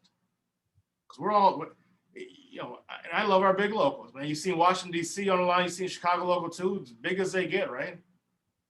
And I call them personally. So why wouldn't I call you personally? We're doing I do appreciate it. Yeah. So thank you, brother. Thanks for getting on tonight. Looks like you're at work, so stay safe. Yeah, I'm drinking milk while you guys are drinking wine. I drink almond milk. It helps with the innards. Anyway, Chris, who do I have next? Thanks, Kenny. I have Christopher, Tom, and Sam. Go ahead, Chris. Good evening, Brother Mitchell. I just really have been appreciating from your campaign, members that have reached out and called us. We're located up in North Idaho. So I got my 208 Grand Teton here, and then we're just south of the border of good old Kokanee, Creston, BC. So we're 90 miles. So I'm supporting my Canadian brothers and sisters here too. So one thing for us, I mean, Idaho, we are as red can be. And we've been very fortunate in the sense that our legislators are actually in our same retirement system. So they don't want to mess with it because they're greedy. But one thing is that we are in an area that constantly under attack. You just went through it in Wisconsin, where they're going after collective bargaining. We've been very fortunate. We're one of only two teachers and us that have collective bargaining in Idaho, but we seem like we're constantly under attack with it. We're also a land of political refugees. We have a lot of retired LA firefighters, Seattle firefighters, and we also have guys that live in our district that are from LA, Seattle, because we are, in a sense, we're a getaway from them. But we're very far right extreme. I'm considered a unicorn because I'm a 100% Biden supporter up in North Idaho. But how do we combat that? Because also we have this very strange, those guys that went to DC, that mentality that went and stormed the Capitol, it's a very strong sentiment. My own district, we had the Aryan compound and we burned it to the ground for training. The world headquarters of the Aryan Nation, we burned it down. We have this extremism that is constantly boiling up, that's festering throughout the nation. And we're starting to see that. And on top of it, that same group wants to come after our benefits, our retirement systems, and they want to shutter the unions. And I just want to, hear from your perspective, being in Wisconsin, going through what you went through with Scott Walker. You know what, brother? Chris, and I'll tell you, I wish I had a great answer for you, but I just don't. And I'll tell you why. I don't like to bullshit people. And you know what? Our members, we have many, and it's okay. We have many conservative members here in Wisconsin, and that's just fine. We can't tell people how to vote. And we're not going to change a lot of our members' minds or people's minds. But what we can do is we can educate our members. And Wisconsin's a right to work state now because of what Scott Walker has done. It's funny. I was just talking to one of our members just 2 weeks ago, and I had asked. This is terrible English. My mom would be so mad. But I had asked him if he's a staunch Republican. And this is before I was running for anything. But I wanted to go to MSNBC. That's when MSNBC was in town every day. And I asked him to come on because he said, you know what, man? He goes, I'm a Republican. I voted for Scott Walker the first time, but I won't vote for him again in the recall or 4 years from now. Recall happened subsequently a little bit like a year later. He goes, because of how's he attacking working people. So I asked him going to MSNBC, and he did. And that was only after education, though. And he was marching with us, staunch Republican. Probably has voted Republican ever since, but he would not vote for Scott Walker. So those are the wins that I look at, right? And when I say the word wins, it's because at least he's listening to where his union is trying to take him. And it's not about us being a stool pigeon for Democrats. It's not about that. It's about supporting those who support us, right? So what we need to do, in my opinion, is that we need to do a better job. And I say we, as principal officers of this great union, do a better job of educating our members. I think we actually do that by having a poll. It's twofold, a poll every 4 years, because whenever we have a presidential candidate, every 4 years we have this divide, at least in the US. In Canada, I would love to hear what Jim Lee has to say about this. I really would, in all honesty, about their prime minister elections, but he knows well, in US, we have this divide every 4 years, no matter who we support or don't support. 4 years ago, we had a pre-primary poll, post-primary poll, two of them actually, some each, and nothing was done, right? There was no endorsement. There were people that were mad that we didn't endorse, we, the IAFF, all of us didn't endorse Hillary Clinton, because she has been a supporter of our needs, right? And our needs, like the PSOB benefit. That would not have been raised without Hillary Clinton or Joe Biden. But anyway, I don't want to get into politics right now. But 4 years later, and I'm a complete Joe Biden fan, don't get me wrong, full transparency. I'm with Joe Biden. Obviously, you all have heard me. I was a Midwest surrogate for Barack Obama in 2012, and I was the same for Joe Biden this time, obviously with Zoom. That's different. But big fan. Kamala Harris endorsed me when I ran for governor in 2018 and did a fundraiser on my behalf. So I'm not even trying to shuck away or trying to say, oh, I'm in the middle, because I'm a complete Joe Biden. But our members didn't understand the process. Joe Biden gets in a year or a day or so later, we endorse him as an IAFF, and there's no poll, there's no process. So what I'll tell you is that I think if we have a baseline poll, that's an issue-based poll, not a push poll where we're just trying to say, hey, are you with candidate A or B? But a baseline poll that actually has 7 or 8 of our issues: hours, wages, work conditions, health and safety for us and our families. And then how that correlates with each individual candidate. And that's how the poll will work. That goes through the district vice presidents, to state and local officers, comes back through the DVPs. And any member that wants to be involved, they can. We're not going to make every member happy. I realize that.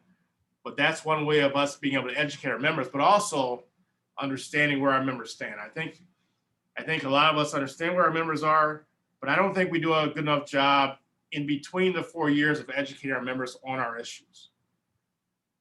I always say, and it's just my opinion, I think the IAFF sends too many emails out, because I actually stopped reading them because they're about nothing at times. Like, change your smoke detector. Well, let the state associations or locals freaking do that. Like, I don't need a letter from I don't need an email from the IAFF saying change your fucking smoke detectors. I just don't need that. Like, that's our job. Like, anything that comes from the IAFF to me should be important, and it should be meaningful. And we should we should, as officers or as leaders on this call, we should be like, holy cow, the IAFF sent an email out. We got to read this. I get the IFL's email blast now, and I'm just, me personally, as local president and a state president. I've been a local president since 2014. Still currently serving that capacity. Still currently serving state president. I read those emails and I glance over them at best. I like the updates, the news. I think they could do that once in a month, but all the other stuff, when it comes from the IAFF, should be just hard-hitting, real stuff that we need to push out to our members that don't get it. Thank you so much for your honesty, being with us. I mean, for us, that's been the biggest fight and battle that we've had up here is, the political battle within and some of the other issues on there. So by being honest and frank about it, it will be refreshing. I can bring that back to our guys, that you actually will speak your mind and not try to kiss ass. Yeah, I'm not going to try to tell you I have this great answer, because I don't.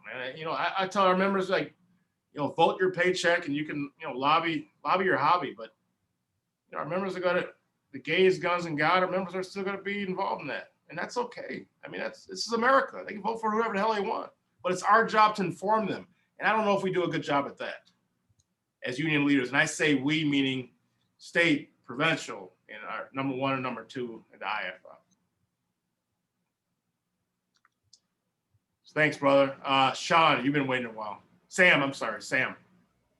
Sam, then Tom, then Woody. Can you hear me, brother? I can. Awesome. First off, I heard you guys talking about snow up there in Wisconsin. It was it got a little cold down here in Myrtle Beach, about 65. We keep us in your thoughts and prayers. We kind of had to put long sleeves on for a little bit. I used to come to Myrtle Beach for Bike Week.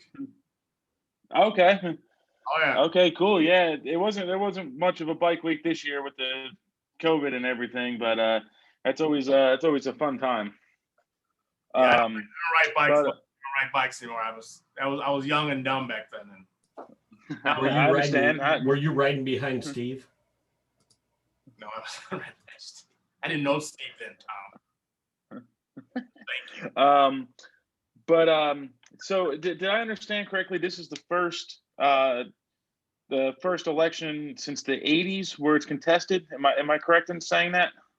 My understanding, since 1988, first GP contested election. Yes, my understanding. Okay, I was -2 in 1988, but if President Shapeberger was running again this year, would you oppose him? No, I wouldn't have ran. No. Okay. We had a couple members from our union kind of were interested in that answer to see what others thought of the leadership that he's done. Well, and you know, I would not have ran for a lot of reasons. One is, I think President Shapeberger, you know, there comes a time where anybody, including me or anybody on the call, you stay around long enough to become the villain. I would not have ran because there's a lot of things that have happened over the course of just 4 to 5 months for me to be sitting in front of you asking for your support for General President. And one of them is that President Shapeberger is not running. I wouldn't have ran against President Shapeberger for a lot of reasons, but the main reason is just, I'll just be honest with you, is I think he's done a lot, and I know a lot of people have different views of President Shapeberger as far as this, that, and the other, but he's done a lot for our union. I believe he should be able to retire with some dignity. He's done a whole hell of a lot for our union. He's done a lot for me personally. And I know, I mean, I've been asked by even supporters, and I don't want to call anybody out, but you know, even supporters would say, well, we've heard that you're President Shapeberger's boy. Well, I'll tell you right now, I'm nobody's boy other than William and Mary Mitchell. That's it. Those are my parents. They actually live in Arizona now, but those are I'm their boy. That's it. I have my own mind. I'm 43 years old. No one tells me what to do other than my wife. And even that's debatable. But in all seriousness, I'm running because I have a vision for the IAFF. And I don't like where the IAFF currently is headed. And that's why my campaign slogan, if you will, is fresh start. I believe we need a fresh start in the IAFF. That's not throwing or dispersions on casting things on President Shapeberger. What it is saying, okay, he's retiring now. He's going to retire with some dignity.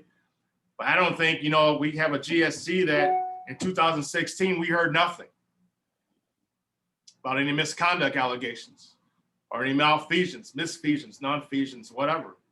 2017, 18, 19, we heard nothing. And then 2020, we hear, oh, we have this big problem, which if we have a problem, let's fix it. You know how we fix it? We fix it as we do as firefighters and paramedics in this union. We fix it by tackling the problem together. You're still on the fastest route. Somebody's driving somewhere. We fix it by solving the problem. And we do that together. We don't do that with all these outside influences. But also we have a problem, but now he's running for president. So come on, man. Like I understand. Like let's be real here. Like you can support Brother Kelly. That's fine. That's what we have. Like that's why democracy is what it is. But let's not kid ourselves. Let's not BS ourselves. Or let's not sit here and act like it's all above board, because it's not. And I don't care if you're supporting Kelly or not. That is not how we treat each other. We're better than that. We're better than that what we do on a job. And we're better than that how we treat each other in this union. If you got a problem with Harold Shapeberger, I tell you what I would have done. People ask me this all the time. I would have brought to him if I'm the GST and said, hey, I see a problem with or indiscretion with the pension fund. So what do you want to do about it? See what he's going to say, right? Go from there. And if he says cover up, okay. Just so you know, Mr. President, and no matter what you say, I'm going to bring it to the executive board, which are our elected body that we elect. All of us on this call, we elect our executive board to be there for us. Let's give them a shot at fixing the problem first before we take it to the Washington Post and New York Times. And then bring it to the general membership. You don't put it on Facebook Live. That's reckless. And you don't put it with all these if anybody here thinks the New York Times or Washington Post, I don't know, right-leaning, left-leaning, whatever, you think they care about our union? You're kidding yourselves. They don't care. You think these bloggers care about our union? They don't care. They care about you can call it reckless. It's ignorant and stupid. That's all that it comes down to. You're right. Sorry, well, I get. You can say I'm going to support it, and you can support that. I don't support that. And that's not just the real only reason I'm running. There's a lot of reasons. But to answer your question, brother, no, I would not have ran if Harold Shaper wasn't in office. I just give you a straight answer because you asked a straight question, so I give you a straight answer. But I also will tell you that we have a very, very we're at a critical point, in my opinion, in this union for the future. And that's not a scare tactic. It's just it's real. I believe we're the baddest union on the planet. I really do. I've said that over and over on these Zooms. But that doesn't have to always be the case. So I'm running because I believe we have a lot of challenges ahead of us. But we have a lot of strengths, opportunities, and there's a lot of threats in front of us. There's a reason why billionaires are spending millions of dollars to get rid of us. So let's tackle that. Thank you, sir. And thank you for the time and doing this. This has been awesome. Thanks for getting on. Let's go to Tom Rote and then Woody. All right, brother. I know you can hear me. I mean, it's there's so many things I want to say, and obviously it's been a struggle all night long just to listen and everything else. And I see all my locals out here. I see, I mean, I'm looking at Scotty Sillis right now, and everything else. But I am so proud to bring Illinois on board with you. But I mean, more importantly, that I'm going to raise my glass, even though I wish I hadn't drank it all because I had planned on doing something else, and raise a toast to Jim Tracy, local two, and Jim Tracy, and Jim stepping up, and he has been the outspoken person. He has been that guy that has been absolutely holding, Ed Kelly accountable. For let's call it what it is. I mean, and I mentioned war criminal earlier, and it's like there is a whole shitstorm of stuff that has happened to this IAFF under his leadership and under his thing. I am just absolutely excited to see you step up into the role that you're walking into. But more than anything, I've been kind of keeping notes on what a lot of our other locals have said. And one of the locals has mentioned something about too many emails. 100% correct.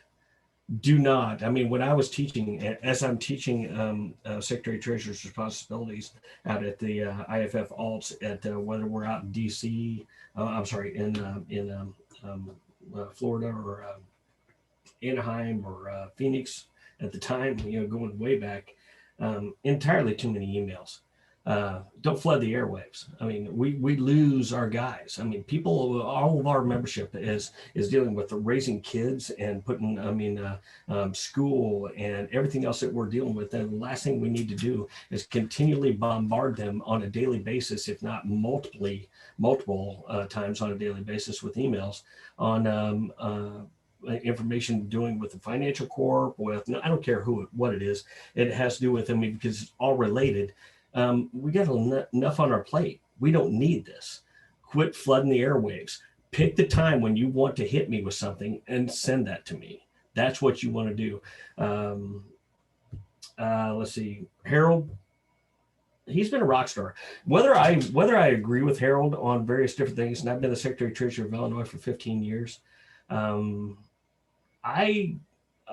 and I butted heads on various different things. Tommy Miller and I butted heads on various different things. But at the end of the day, they are leaders. These guys were rock stars. They did some amazing stuff. And they got a lot of things accomplished for this International Association of Firefighters. And it didn't matter whether you were red or blue. It had no bearing whatsoever. And I know that's where you are. It doesn't matter. You are coming from one of the most politically diverse states in the United States, Wisconsin. We saw it. We just witnessed it happen. You are that guy that led and has led through that state. And by doing that, it's amazing that to have you come on board and do this, you are the person that can bring us where we need to go going forward, to straddle the fences, to make sure that all of our membership, 50%, whatever, this, that, and everything else, that you're the guy that can actually make this happen. Jim Tracy is a rock star. Chicago Local 2. He's a phenomenal man. I'm telling you what, he stepped up to the plate, and when he did, he's been outspoken. He's done said a lot of different things that a lot of people just didn't want to hear and everything else. But he called it what it was, and he called out Ed Kelly. And I made comments earlier about the war criminal comments. I'll own that. But at the end of the day, the Associated Firefighters of Illinois, Chicago firefighters, almost 15,000 firefighters statewide, we are all on board with Mahlon Mitchell for a GP. That's all it comes down to. And we got your back. We're going to do everything we can to help you get elected, because we need you in that role. Because I'm telling you right now, we have, unlike now, you can go to various different states, and you can go to Ohio, for example, that's got Cincinnati, Cleveland, and all these other locals, all these other state associations that have all these major locals. We have 5,000 plus members in the state of Illinois in Chicago. After that, our second largest local in Illinois with 15,000 members is Rockford with 260 members. Then my home local of 225 members in Springfield, Illinois, and then right down the line. So basically we go from 5,000 members down to all downstate. So the AFFI, the Associated Firefighters of Illinois, is made up of a lot of small, very small locals. And I'm tired of the, mouthpiece talking about let's recognize all these small locals when they really don't do anything about it. Because when Ed Kelly came into Illinois, he didn't come to the AFFI. When he ran for Secretary Treasurer, he didn't come to the AFFI and talk to Pat Devaney as the president of the Associated Firefighters of Illinois with 15,000 members. He didn't come to them. Ed Kelly came into Chicago and talked to Chicago because he knew where the votes were. He knew who was going to show up, because 75% of our locals are so small, they can't afford to go to convention. They're not going to vote. They can't show up. But Ed Kelly knew that, and he comes to Chicago. I love the Chicago firefighters. I think the world of these guys. They are awesome. Jim Tracy is a rock star. I've said that over and over again.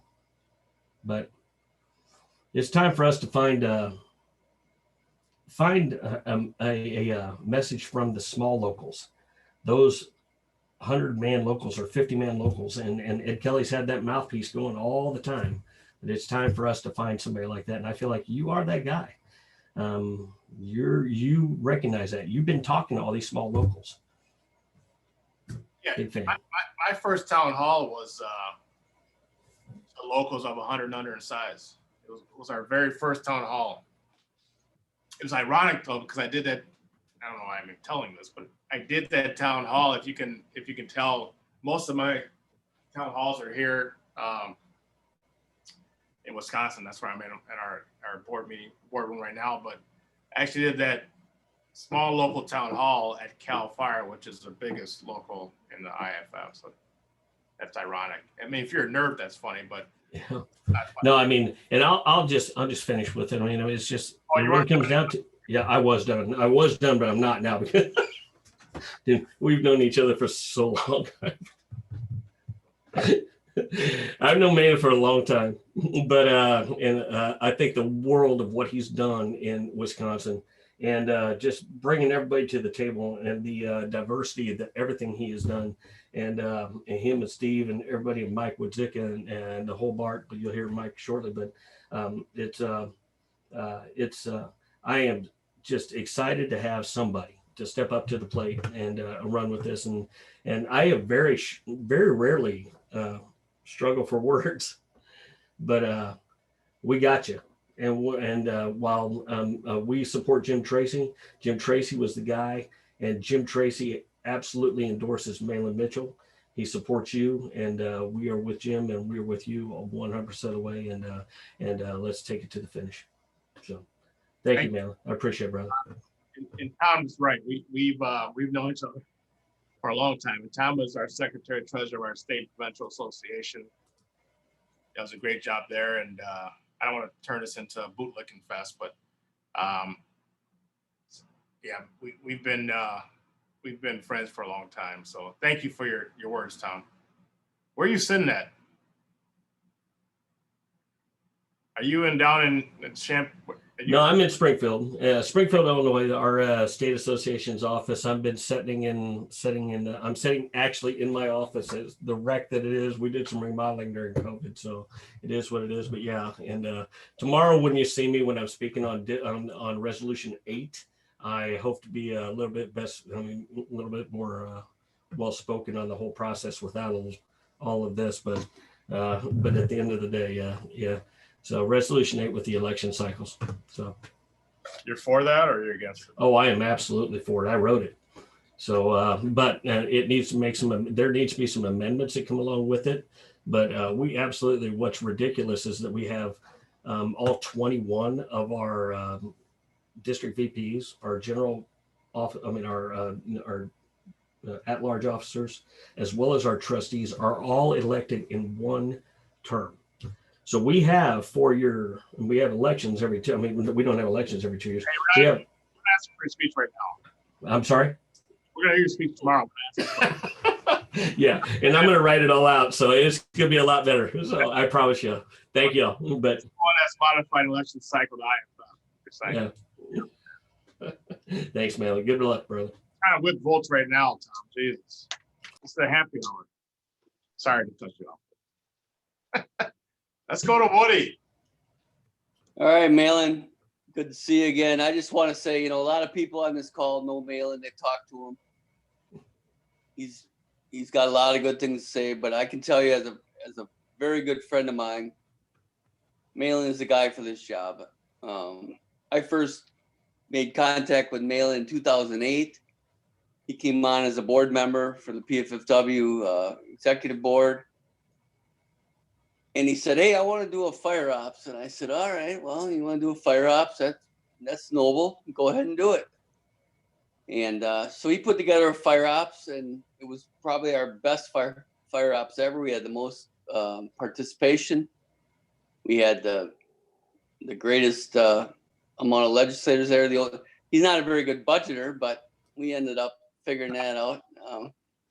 And that turned out to be okay. And then later on, Mahlon became president, and I am now serving as vice president since 2014. And you know what? I'm 10 years older than Mahlon and thought that I was a pretty good union leader, but I've learned so much from him. And when you look at international leaders, when you look at Al Whitehead and you look at Harold Schaefer, those are extraordinary leaders. You need a certain amount of a skill set, of a certain personality. And the only guy I can see that fits that mold right now is Mahlon Mitchell. And so for those of you that, hear him talk, have talked to him, he does a great job, but as a personal friend, he's the only guy for the job. And we got to get him across the finish line. We've got a few days here yet, another month that we can hammer people on voting, but there is no other person that can fill this mission that we're about to face. So Mahlon, I love you, man. I wish I could be in Madison, but I'm having some issues going on health-wise. So God bless you, and let's get this done. Thank you. Thank you, Woody. And I appreciate that. And just so you guys know, Woody was actually, it doesn't matter. We go a long way back, and we've gone through this, through the PF State Association. When I talk about my predecessor, Woody was my predecessor, and our district vice president didn't get along with my predecessor. It was Mike Wazicka, just keeping it real. And it wasn't Mike's fault. Mike was doing everything he could to move our union forward. And when I just said, Mike was actually the first one who told me and told us, like, we got to get back into the locals. Like, screw all these caucus meetings. Let's go talk to the locals and see what they want. And me and Mike weren't necessarily friends then. I mean, he was my boss, so to speak. And we've been through the thick of it, haven't we, Mike? Holy shit. There's been a lot of things going on here in Wisconsin, but we worked it out, but we worked it out together. So thanks, Mike, for those words. And I think Patrick was up and then Matt. that had their hands raised. Then I got more people I'll call on, but go ahead, Patrick. Hey, Mahlon, good evening. Washington Township, Local 3369 here in Ohio. We live in the shadows of some big locals, Cincinnati, Columbus, Dayton. And we endorsed Mahlon at the beginning of the month. He actually took the time to join one of our monthly union meetings. And we really appreciated everything he had to say about supporting smaller locals and every local having a voice. Once we actually made our endorsement for Mahlon, Columbus reached out and wanted to know why. They were curious if somebody at the state organization in Ohio said something or did something, and we just explained to them that, you know, Mahlon took the time to meet with us on town halls, meet with us in our union meeting, and we were able to make an informed decision, and we didn't need the big boys to tell us what to do. So, you know, as a small local, 53 members, we appreciate Mahlon's vision for the future, and we're proud to support him, and good luck in the election. Thank you, Patrick. Matt, you're up. I got to see your face, though. You can't talk unless you actually come on screen. There you are. How you doing, man? How are you? I've got, I'm on shift, so I've just got a little work beer. Croy. And that's it. That's what I've got today. But I just wanted to say one of the things first was, you know, something that's super important to me is, and I'm Riverside City, California, Local 1067, Vice President for our union, you know, access, getting to talk to people. And I just wanted to say earlier today, I've been watching since it started, and you know, you put your phone number up there and it was like, yeah, call. And man, like, we've actually been texting, and it's cool to know that you can actually reach out and get a hold of you and get a response and ask questions and have that access. You know, and I'm good friends with Frank Lima and text him throughout the day, and just having those leaders in there that you have those relationships with and that you can get information, get answers from is super important. So, you know, the other day we were texting back and forth, and I was driving home commuting, and we're, you know, trying to catch up, and just wanted to say thanks a lot for that. My question was, you know, there's just so much stuff going on. And, you know, the brother from Nebraska earlier talking about the national pension and some of these different things. It's like, you're 100% right. The 2-year window that we could maybe get massive things done, just to focus on some encouragement and some enthusiasm and hope. Like, what would you identify as maybe your top 3 things that if you were leading the IAFF would be, these are the number 1, 2, and 3 things that we should focus on to try to capitalize on while we have the support we have? Well, number 1 would be collective bargaining. And I'll tell you why, because we may say on this call that, you know, a lot of us have collective bargaining, which we have it here at my local here in Wisconsin, and we have it here in, the state of Wisconsin for our police and fire. But we're always waiting for like that first punch to come, like that first hit to come, like where we're like waiting for them to come and attack our rights, or to say, okay, they're coming after our pensions, or coming after our 457 plans, or what's happening in Wisconsin right now, they're coming after our retiree health. And they're, you know, cops are screwing it up because they're giving like our retiree health away for $500 a member. And if we get collective bargaining passed for every public safety officer in the country, we get it. So right now there's 2 bills that are in Congress. There's one that AFSCME has, there's one that the IAFF has. We need to conjoin those bills. And if we can't do that, we need to make sure that our bill goes first. And AFSCME, SCIU, AFL-CIO, and others to like have our backs on this one, because we always have your backs on everything else. And if we get collective bargaining passed, that will change the conversation to mean that, oh crap, now it's not only are we like can't take collective bargaining away from our members in Ohio or in Missouri or in Wisconsin, in the Midwest states, but we actually now have to work at trying to stop protections in Georgia and Arkansas and Mississippi and other places. I mean, there are places, and I learned in Ohio, that there are places that, yeah, they have collective bargaining, but it's not ironclad. There's different provisions within state law that, based upon a municipality and the size, whether you actually do have true collective bargaining. So I would actually work on a true national collective bargaining law that would pass, that would help our brothers and sisters in North Carolina. They didn't, in North Carolina, not that this matters, but just so it's clear, North Carolina, I know the state association endorsed Brother Kelly, but that doesn't matter to me. They should have protections. They're the only state that doesn't have any presumptive laws whatsoever. So we need to actually make sure we're working on for all our brothers and sisters across the country to have actually collective bargaining. I want to make sure that we have cancer legislation as well. So we NFPA 1710, you all have probably heard me say it, but the IAFF were a catalyst in raising consensus standards when it came to NFPA 1710 in Anaheim, California, to raise consensus standards to 3, 4, 5, or 6 on a rig, or low, medium to high hazards, or time to task analysis. What does it take for us to be safe in order for us to make our communities safe? IAFF, we're the catalyst in stacking that median to raise the consensus standards among stakeholders. We should do the same thing when it comes to cancer with PPE on our gear. Now we're learning more through science and engineering that the retardants that are on our gear, and the PFAS and PFOs are like actually permeating through our gear into our skin, making us sick and giving our members cancer over time. So I actually want to get bills passed to hold manufacturers accountable, but also work with manufacturers to make sure that, because we always have to wear gear. People, like the other day I was on a Zoom call and they attributed it to smoking a cigarette and saying, well, we should have a civil lawsuit like they did with Philip Morris to say, well, you can't do that. Well, we have to wear gear in order to go on fire. That's never going to change, I don't think. So we need to do everything we can to work with these manufacturers to actually get the gear better.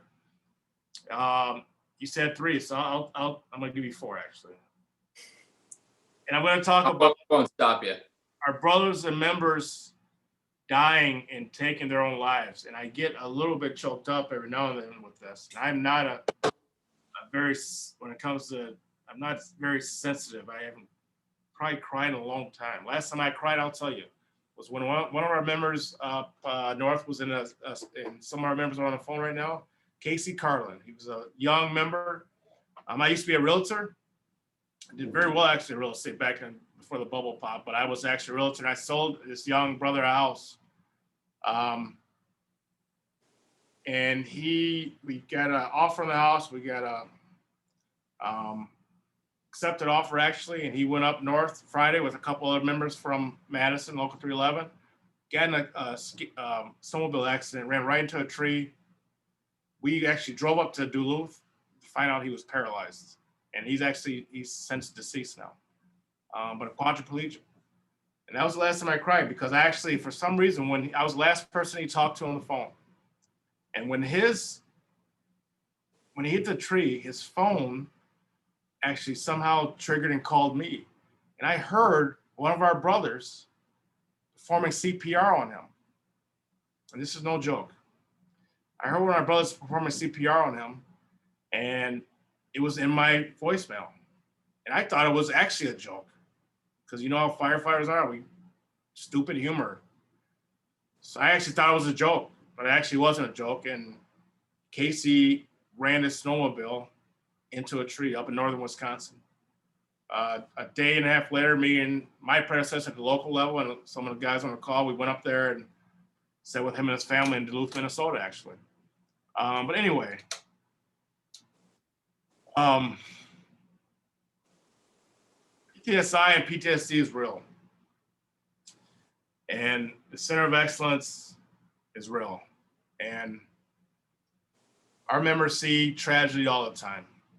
And we need to have a plan to make sure we get the one built in California. I believe it's going to be in Riverside County. And we need to make sure we get the one up in Canada. If it's up to me, we would have one in every state. It's not financially feasible, but we need to have it. And we need to, I would take it a step further and make sure that we actually, as the IAFF, we pay for the transportation, so the flights, and everything we can to pay for our members to actually get in the Center of Excellence. But take it a step further. Center of Excellence is great again, but I want to pass PTSI, PTSD legislation that will require municipalities and states and provinces to actually pay through workers' comp carriers for the help our members need before it is too late. We're working on that here in Wisconsin right now. I know everyone in every state and province is working on that. And again, I think Canada's done a great job because they got Prime Minister Trudeau in there. And when it comes to behavioral health, if we don't think this is like one of the most important issues, we're losing more members to taking their own lives, right? Because the cumulative effect of what they see over time than we are in the line of duty death. Both suck equally. But we're losing more members than we're losing by doing our jobs than we are actually they're taking their own lives. In the shadows, someone talked earlier about the shadows. Like, our members are suffering. What are we doing to help them?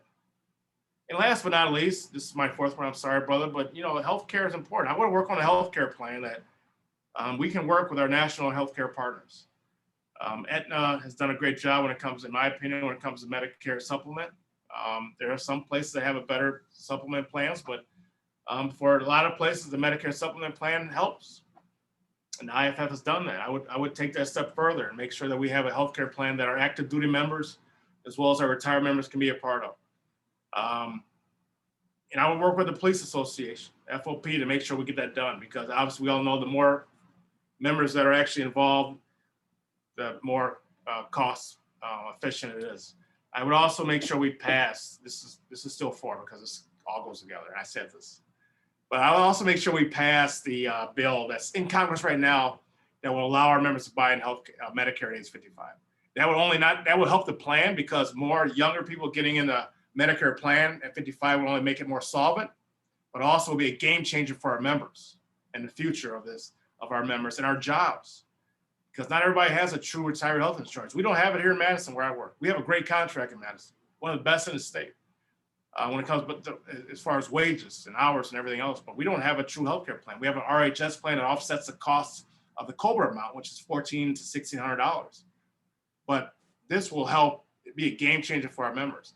And we all know our members are retiring at later stages in life because they don't have healthcare. So having a pension is great, or having a 401k plan is great. Having a 457 is great, but if you're paying $1,500 premiums, well, there's half of your pension right there. And our members are working at the grocery store and they're doing other things. We shouldn't put our lives on the line as firefighters and paramedics just to have to have a second job just to pay for our health care. If we want to have a second job, that's fine. I'm going to do something probably when I retire. It's totally different than all of this. But I want to do it because I want to do it, not because I have to do it. And when our members are putting their lives on the line, they shouldn't have to work a second job just to pay for health care. So those are the things that are my priorities, brother. Well, I really appreciate that, man. I always feel lucky when our agency, we've got good relationships with our city council, our union strong, our community support strong. So we're very fortunate. But when we have a chance to go to DC and we're lobbying to support federal firefighters and we're trying to get collective bargaining, and you realize that the collective effort for all the members sometimes is more important than our own interest. I think that's where we show some of our biggest strengths, because you get people from around our country and Canada to come focus on the ones that aren't as fortunate as we are, and so I think sometimes though, like for our members, it's just really important to go, you know what, this is why we support him, because he wants to do these bills, and we've sat in DC and worked on them and watched them die year after year after year, so thanks for breaking it down a little bit more pointed for me, because that just helps the argument and just knowing where your head's at, and looking forward to supporting you coming up here. So thanks a lot, brother. Appreciate it. Thank you, brother. And that's why it's important, not to belabor the point. That's why it's important to support our federal firefighters. I mean, we're all in this together. That's the whole point of, the word union, right? The U in union, like it's about us. It's about the members. That's why the federal firefighters, what happens to them matters. Because those same executive orders that was signed by our past president could come, they were gonna, in my opinion, they're gonna come down to us next. If he had another 4 years, we were next. And smaller locals say they don't have a seat at the table. Well, that's a problem. Wisconsin, that's why I think we need some, Midwest. It's time for us to have some Midwest swag, so to speak. in the GP's office. And we can do it together.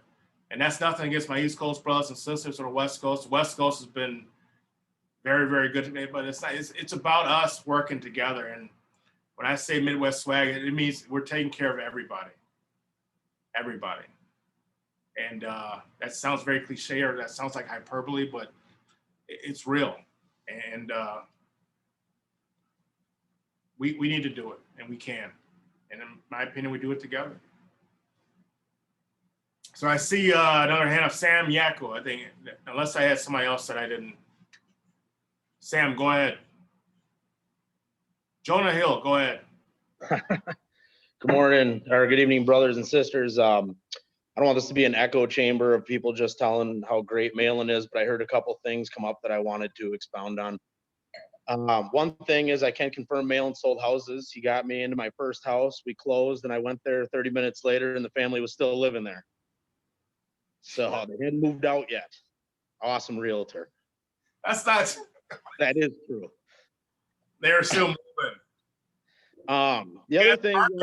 You got some earnest money though. Yeah, I got some earnest money. Thank you. Better. You're welcome. A couple of things I'd heard, that one brother was asking about, getting new people involved. One thing I can say about Mahlon is working with him for the last almost 15 years, being a new member and coming up with ideas. He was never the one to say no. He'd say, kind of like Woody said to him, just go with it, do it. He supported new things. He changed. He's not afraid to make those drastic changes that may or may not fail, but to keep our union moving forward and doing business of our workers. The other things, like just keeping up to date, staying with the times. We have locals out there that still don't have email systems, or they're just not keeping up, and that's why when we're constantly under attack, we're always playing catch up. So Mahlon will be the candidate to come out and make those changes and shake things up and do them different. They might not always work, but he'll scrap them and we'll come back and we'll, as a group, and try something new. And I think that's very important as a member that, I've still got almost 20 years left on the job. Things are going to change between now and then, and Mahlon is the man to go ahead and say, hey, we need to make these changes now versus later on after they've already come for us. So just that. And my one daughter, she's supposed to be in bed. She wanted to say good luck to Mahlon. Hey, and well, I got another one around here too, but she's almost a teenager and she doesn't talk to anybody anymore. Thanks, Sam. So you guys that's our resident Jonah Hill lookalike. I will say too that Mahlon does tell some jokes. He'll steal some jokes. So if 50-50 shot, if he's telling the joke, he probably heard it from me. Not true. Hey, we might have one more person here that has a question that wasn't able to raise their hand. Brother Lech. I'm not sure if you want to try to call on him if he's still around. I think we just did. Thanks, Sam. Brother Lech. Yeah, Brother Mitchell, this is Jason Leck over DuPont, Washington, local 3829. I just want to see if how you guys are looking on your vote count and who we might need to give a call out to try to flip. To flip, our vote count's looking strong, and if you go on our website, we're going to be putting out endorsements actually all the way up until election time. As far as if you want to call me, you can call me and we can talk about areas regionally you're in. But I'll tell you, it's looking strong. There's I think we had, what was the last count? I had it here somewhere, 2,607, so whatever delegates. So it's looking strong, and there's a lot that are endorsing Brother Kelly that are with me, but that could also be the other way, right? So you never know. It goes both ways. So we feel good. I feel good where we're at, and we're going to keep working after this convention's over on Friday. Now that we're going to keep working, I'm still going to ask for a debate. I think Brother Kelly has time for a debate. And the debate, I don't think it's going to sway a lot of votes. I don't know. Maybe it will, maybe it won't. I just think we should have a debate about the issues. But we're going to keep working it, brother. And at the end of the day, man, I ran for Secretary Treasurer once at my local level. And I lost. I lost by 1 vote. I'm the president now, but right before, like 2 years prior to that, I ran for Secretary Treasurer because some other things going on internally. I lost by 1 vote. And everybody that I was told didn't like this person that was running, that we were running for open seat. But I still have yet to find one person that voted for him. So, I mean, that's kind of our members, it's they will at times when it comes to voting say one thing and vote for another. So it's hard to tell. But we're close. I mean, I think Brother Kelly posted that he's at 125, 130,000 votes. I would actually challenge that. And we're at 100,000 plus, and I know he would challenge that. So, I believe Brother Kelly's been running for the last 4 years. I've been running since October 7th or 13th, whenever I get in. But we've gained a lot of ground, get a lot of key endorsements. A lot from Canada that are coming out and soon to be coming out. It's got Mobile, Alabama today. I hope you guys saw that on our website. But we've got a lot of key endorsements that are coming on that have come out, and also those that want to just remain anonymous because they don't want to deal with the BS. So that was to answer your question, brother. Call whoever you think you need to call to get them to vote for me. How about that? Hey, that's a good, honest answer. I appreciate the time, brother. We got your support. I got to go cook a shift dinner here real quick and get off, but appreciate you. I sent you a text, and we'll talk again soon, brother. Good luck. Thanks, brother. All right, now I'm going to call on people. Then we're going to wrap up. I'm going to call on Ted Higgins, my Secretary Treasurer from Local 311. You're sitting there comfortable, and you got anything to say? If you don't have anything to say, I call you, got nothing to say, you can just say pass. Not that you need me to. No, I'm going to say right on, brother. And to all the brothers and sisters on this call, Mahlon's the real deal. And we could, I like that advice you gave the last brother, is anyone that's on this call that wants to make this election go in Mahlon's favor, call who you think you need to call and votes that you think you can get. And we'll take this home. So go Mahlon and keep the faith, brothers and sisters. Get some votes. Yeah, and thank you, Ted. And if you want to make calls, my team would gladly. Taylor's on the line right now. Max, Bill, Jacob, they'll gladly give you someone to call. I just don't think you want a list of 20 people to call. I do it every day because that's my job, right? But if you want people to call, Taylor will give you people to call, but he's also going to be calling you, seeing if you make those calls. I don't know if you want that. So that's why I say, I need you guys to make calls, yes. But we all have a different sphere, so to speak, in the IAFF. Everyone knows people that I don't know, and I know we all know different people in the IAFF. So call the members that you know that have influence and that are actually, you don't have to be a local officer, but have influence within their local. Call them and say, hey, have you heard of Mahlon Mitchell yet? And if they haven't, you can give my number. You can give anybody you want my number. Well, not anybody. Any IAFF member you want my number. Don't just give it to anybody. But IAFF member, yes, please. And make calls, please. We will love it. There it is again. See, Max, that's how the IAFF will run if I'm president. Smooth. Let's go with Steve Berline. You got any closing remarks, Steve? I don't know if Steve got off. He was mad at me because I didn't say anything earlier, so I don't. Steve, are you still on? He's gone. They're in Arizona, so the weather's always nice. How about Dusty? Are you on? I saw Dusty earlier. Dusty Warden. Like 0 for 2 right now. Dusty, I see you. You're on. All right, we'll come back to Dusty. John Barmore, you're on from Milwaukee. It seems like Ryan Hentz, I see you. Why don't you say something, Ryan? Jeez, I'm striking out here. Then we're gonna be done soon, everybody, unless you guys want to keep going. Hey, Mahlon, I got something to say. Anthony Hyatt, Parma Fire, Local 639. All right, Anthony, go ahead, brother. How you doing? I've actually been talking you up with some of the members and other locals around my area, and I told them that we recently endorsed you over Brother Kelly and that, and some of them were glad to hear that. And I don't have space for another toy. I think I was able to swing some votes that way. I have a question for you though on the per capita issues that are going to be coming up. Obviously, Ed Kelly sent out an email and he had discussion about how some of our per capita fees are going to be roughly 60 cents.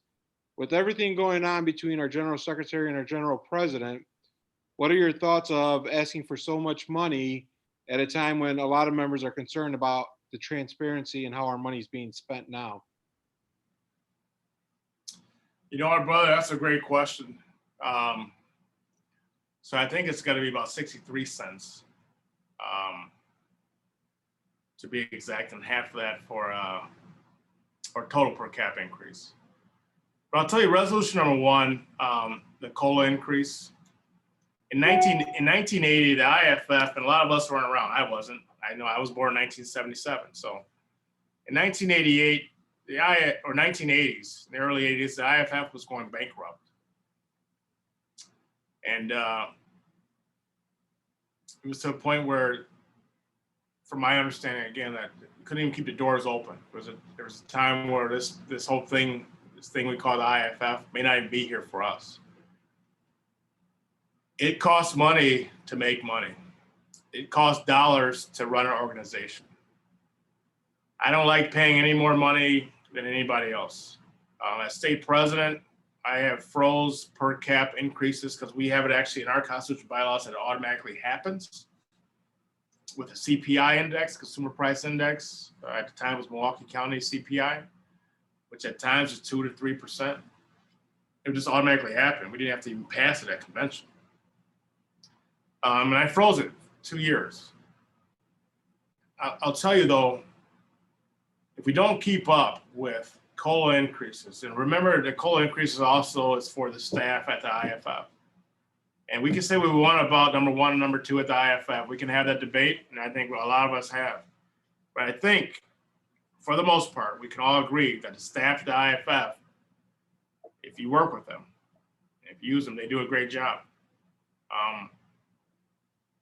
These are their raises as well. We're a union, and it's tough right now.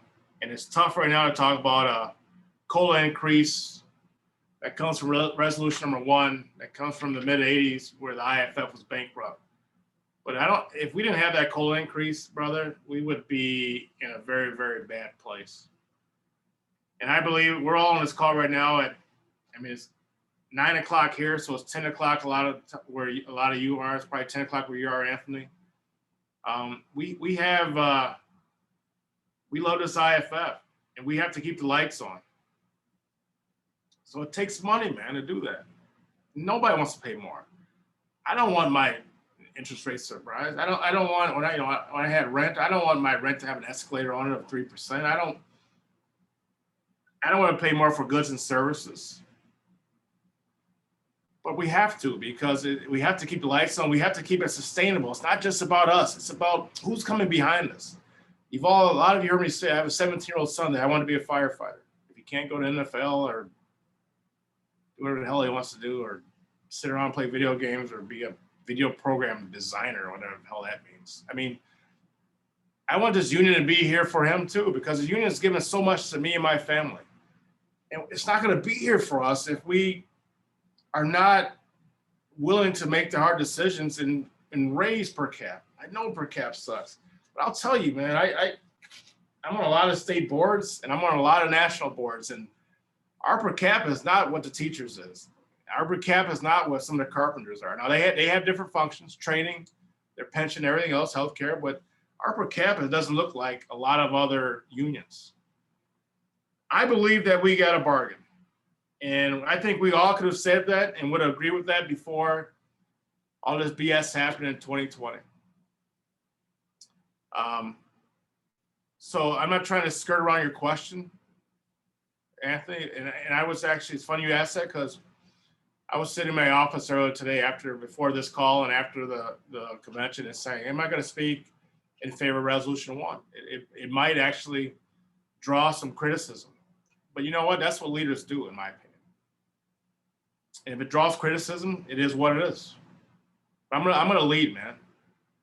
And I know it's not popular. And I'm not gonna raise per cap, and I've said it before, I'm not raising per cap to fix a pension issue. I'm not raising per cap to fix issues of overspending. I'm not raising per cap if I'm your general president to try to backfill our budget because we miscalculated our budget, our $75 million budget. But right now we have a $75 million budget that's covered by $54 million of per cap dues. There's a $20 million sweet spot. Where's that money coming from? You should have that information. You should also have the information as to where the money is coming and going when it comes to financial core, when it comes to MDA, when it comes to all the other things that we deal with. But I also say in the same vein, we have to pay for our essential services. A lot of times we sound like those city managers that say, well, we want more leaner government or more leaner services. Well, we know what leaner means. It means less services, less programs. We have to fund it. And our members, I believe, are getting a bargain for what we can get if you use the IAFF in the right way, what we can get back by way of per cap dues. So I'm for it. And I don't mind standing up for everybody because I know it's probably not a popular decision. I'm pretty sure from what I hear that Brother Kelly's going to speak against it. But that's not leadership. That's pandering. And, I would agree with you that, we do need to spend money in order to make money. The reason why, because I'm going to be honest with you, I'm against it right now. Because both you and Brother Kelly have both said, you guys, either one of you get elected, you've both said you guys are going to look at the books and see where stuff can be cut at. Let me ask you a question, though, Brother Hyatt. Let me ask, brother, can I ask you, I don't mean to interrupt you. But me saying I'm going to look at the books and see where things can be cut. Brother Kelly's been there for 4 years as a GST. What does he propose to cut? Oh, no, I understand that. Okay. No, I understand that portion. Because we have a convention coming up next year. We've got the 2022 coming up in Ottawa. I don't see why, with us getting a new set of eyes or a different set of eyes coming into the presidency this year, why we wouldn't just be able to wait one more year to possibly introduce a new per capita next year with everything going on and the accusations that are going against both the presidency, the president, Shapeberger right now, and what was, thrown out at Kelly as well. That's my only concern. And that's why, I am going to speak out against Resolution 1 because of that. It's because I feel we just need to wait that one more year before we sit there and we look at per capita dues to have a new set of eyes looking at it and where those adjustments can be made at. Yeah, and brother, and I respect that. And I'll tell you, COLA increases are important because it keeps the lights on, it keeps us functioning, and regardless of who's in office, the COLA increase is there just to actually go. Obviously, you know this. I know I'm speaking to the choir, but it's there to go with inflation. Now, I'll tell you, state president, I froze it. I froze it twice. And with a lot of my board members that were saying, like, no, we can't do that. But because we were in a bad place when it came financially and people were wondering where the money is going and coming. But and I'm going to think about this some more. And I actually don't know what I'm going to do tomorrow when it comes to resolution number 1. As far as if I speak for it or against, I'm not going to speak against it, I don't think. But if I speak for it, but I think it's going to come to a roll call, which is going to take some time for us tomorrow. Thank you, brother. I believe that there are savings that we can have in the IAFF. One thing I did as state president here in Wisconsin is that we used to have an annual convention. And one thing I thought is like, we don't need to have an annual convention. We had a biannual convention now. We saved 63 cents, 62 cents per cap. We gave 100% of the per cap back to the locals. And we didn't take it ourselves as a state association. We gave it back to the locals so that they can use it because the locals were hurting, right? So there's a lot at stake here, brother. And we're not all going to agree on everything, but we got to work together on how we get this done and move this IAFF forward.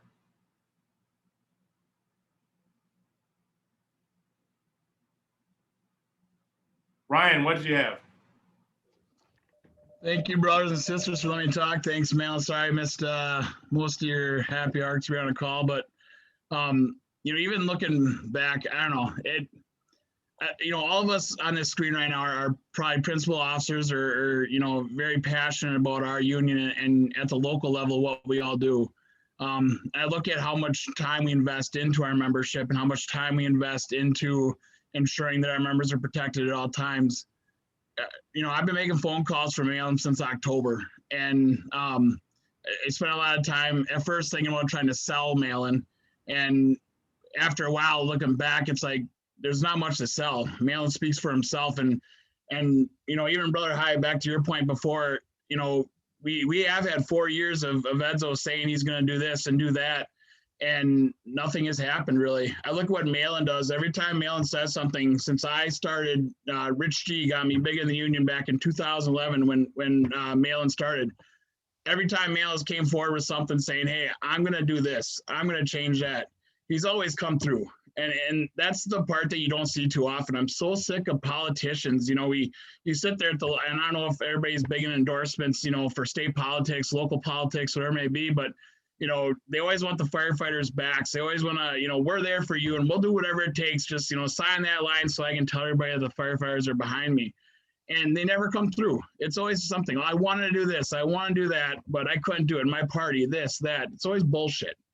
The one thing I can say about Mahlon is every single time he has brought forward an idea that had merit to it, that was pushing our union forward in the state of Wisconsin, or whether it be his local level, he's came through and got it done. And that's hard to say nowadays. You don't see it. There's too many people out there running for positions that are telling you one thing, but doing the other. And I'm sick of that shit. So, and pardon my French, but it's just, Mahlon has been a hell of a leader in the state of Wisconsin. And quite honestly, I hate the thought of him leaving Wisconsin, because for the last how many years, we've had it really good. Mahlon's been kicking ass. He's the board itself, he brings the board together. He's the type of guy that can get shit done, and that's hard to come by. It's easy to go in a position, but when you actually think ahead for years to come of what you need to get done and what you want to see get done, that's the type of guy Mahlon is. And it scares me to think about losing him at state level, but to know nationally what all of our brothers and sisters in Canada and the US can get out of it, it's well worth it. It's worth every single phone call I'm making, every single Zoom meeting that we're doing, and like all you, I'm so sick of Zooms, but it's worth it. And at the end of the day, like Mahlon said before, you got to get out there and make some phone calls to other locals. It's pretty easy. Go on YouTube, watch one video of Mahlon's, and I guarantee he's going to get you fired up watching that one video. I have not seen one video yet where Mahlon just sits there talking all boring and not going anywhere. Every single time he gets down the point, he gets you fired up, he gets you moving forward, and that's what we need right now. We pay these dues and we want to see something done with it. And Mahlon's the exact type of guy that we need to get that done. I can tell you right now, we're not going to get that if the vote goes the other way. And that scares the shit out of me. So I know you guys have had an hour and a half or 2 hours, whatever it may be, of hearing about Mahlon, but it's the truth. People wouldn't sit here and talk about it if it wasn't. So thank you for the time. I appreciate it, Mahlon. I love you. I know you're going to go somewhere. We're going to get you somewhere. And I look forward to seeing what the future holds. Thanks, Ryan. We have a hand up. Tim. How do you say your last name, Tim? Okay. I can hear you. Tim. Okay. Let's try to say my last name once. Can you pull it off? I'm just joking with you, man. I can't hear you that good coming back. Gervasier. Just kidding. Gervasilis.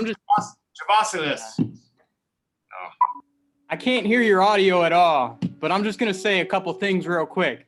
One thing is I've worked a long time in the fire department. I'm sorry. All times.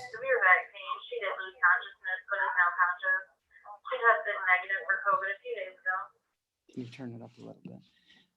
Okay, sorry about that. I've worked, I'm from Michigan area, suburb of Detroit. I've worked in a couple different locals, struggled through most of my career being a fireman with city contracts, collective bargaining. We've always been under the radar of not having money to fund the fire department. I guess the feeling I have is, and I agree with you that Brother Kelly has not come out in the last 3-4 years and said anything he wants to cut, but I think we do need accountability. I do feel like my generation of firemen are taking a hit on every issue when it comes to lower pensions, no raises, even to see our COLAs go up and our pensions to go up at the international level is a little disheartening at times. And I just want you to know that I think accountability and transparency throughout our international is so important. Also, lead by leadership. I don't know you that well, but I believe the brother in Arizona was talking about how he was disappointed today that some of those resolutions fail. Adopt those as policy. Get the vice president's opinions on things. Make sure that contracts are voted on by the vice president. Even though it was voted down today, which is disappointing and disheartening, step up to the plate, man. We support you. I've had other local officials sit in on your other meetings, and we appreciate working with you. Well, thank you, brother. Can you hear me now? I can. Okay. So I agree with you 100%, but you know, I'll tell you this. What I would do in my first 30 days, everyone's heard, or a lot of people on this call have heard, especially now we got 71 participants that are left. I'm sure that they've all heard. Where I talk about accountability, transparency, and I hate the word reform because Scott Walker uses it all the time, but reforms that we need to make our IAFF more solvent and sustainable for the future. But I'll tell you, we shouldn't be in the mode of saying, well, we don't have it, so these others shouldn't have it. Because that's exactly what they want us to do. They want to divide and conquer us. Like, well, wait a minute. I lost this benefit, so I want everyone else to lose this benefit. It's like, you never heard that analogy where like, I lost my, you get 3 wishes or whatever. I'm going to screw this up. We've lost a lot. Yeah, we all a lot. You know, we don't. It's not better for us to see others lose things. It's better for me as your general president to come there and fight for you, right? And it's not about, we lost a lot, so now we want these other members to lose a lot, because that's what Scott Walker did to us. It's like my neighbor has a goat. I don't want my neighbor to have a goat, so kill my neighbor's goat. Well, no, that's your one wish. Your one wish should be like, no, I want a goat like my neighbor has, right? Maybe that makes sense. Maybe it doesn't. I don't. Wishful dreams. It does. It does. My point is that it's not the race to the bottom. We have to strive and work like hell to bring us all to a certain level. And that's what the IAFF should be about. In my opinion, that's what IAFF is about. And the downside is we need to get some of tomorrow we're voting on to see what the pensions look like yearly. I do think we need to make sure that somebody is keeping an eye out for where our dues are going and for the little guys. Because if you can come in and save money and make things right, not saying cut anything. Our city always says essential services, but they're still building parks. They're still doing other things. I hope you're the guy to come in, just make sure everything's running fluidly and make sure our money's being spent properly. Because we don't need big expenses. We don't need you to show up in a limo. We don't need you to go to the fanciest dinners. None of us do that. I know when you take politicians out, go for it. But when you come to our convention at a state level, come in a metro car. Don't come in a limo. And you probably know what I'm saying. No disrespect to your position, but you don't have to fancy us. Fancy the politicians. That's all I got to say, Well, yeah, I'm not coming to Metro though, but like a Geo Metro, you mean? No, it's no. Metro car is like just a Cadillac, not like a limo. Like a Geo Metro, like the old Geo. No. I'm sorry. We have like a Cadillac, an airport car, I drive a Chevy Tahoe that I pay for myself, but no, I'm not. Okay, No. I thought you were talking about I could be coming at like the old blue Geo Metro. No. That's what everyone knows too. You know, it's actually illegal for us to buy dinner for politicians. Like Wisconsin, we can't do that. At least in Wisconsin, we can't. We can't. As I'm a registered lobbyist, and I only lobby on behalf of firefighters. That's why I'm registered. But I can't buy a dinner for any elected official. So I'm not driving a Geo Metro. I'm not buying dinners, but we do have to get business done. And I'll tell you, I don't try to act like who I'm not. I mean, like I said earlier, I grew up in the firehouse, man. I came on a job at 19 years old. I am who I am. I think we need that. That's what we need. I'm more comfortable in wearing this. Now I'll put on a suit and get it tailored and everything else, but I'm more comfortable wearing this track jacket that a lot of people make fun of, but these are homemade track jackets that we got done, made in America, by the way, union made. But I'm good with this, man, and I'm good with what we're doing today. And I am who I am, so you're not going to see anything different if I become your general president. You're going to be able to call me. You've heard some people on the call, like you'll still be able to call me and like shoot the shit, if you will, or just literally talk about nothing. We had to have a fundraiser. I don't answer. I'll call you back. We had to have a fundraiser to remodel our fire department. You know, the roof was leaking, our beds were shot, our chairs were horrible. So we just come from area that we're under fire all the time. And I just expect the international to make sure our dues are going where they go. And I don't need you to fly in on a sweet limo and fancy jackets. Be normal, be who you are, come in that zip up you got, make us proud. I'd love to do that for you, brother. Thank you. Yes, sir. I will also not fly in on a limo. I guarantee you that. Have a good night. Does anybody remember the Geo Metro though? Like when I was young, the little neon blue cart. No one. All right, we're gonna be closing up here. Anybody got anything good? We're at the good of the order now. Good and welfare. Mike Jackson's here. Mike, you got anything to say? Sorry, I'm late, brother. I was hosting 16th District happy hour. Well, that's kind of shitty. Why would you guys have it at the same time I'm having mine? I think it's the other way around, brother. You're right. I'm sorry. Go ahead. Well, thanks for coming on, brother. Hey, I appreciate being here. Michael Jackson, ladies and gentlemen. What kind of chew you got? Is that Grizzly or is that Copenhagen? Nah, man, I'm cheap. It's Longhorn. Oh, Jesus. $1.93 a can, bud. Oh, that's like drinking Mallards. No, it's not. Oh, long. That's not the bottom of the shelf. That's actually behind. But thanks for joining us, Mike. It's not. It's right at the front of the shelf. Is it? I see your daughter here.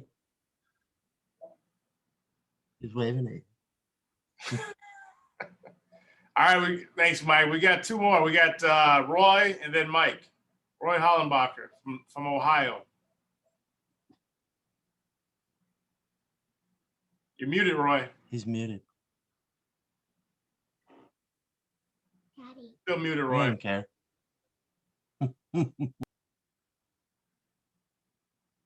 Is it me or does everybody hear him? Can't hear you, sir. I think there's something with your audio.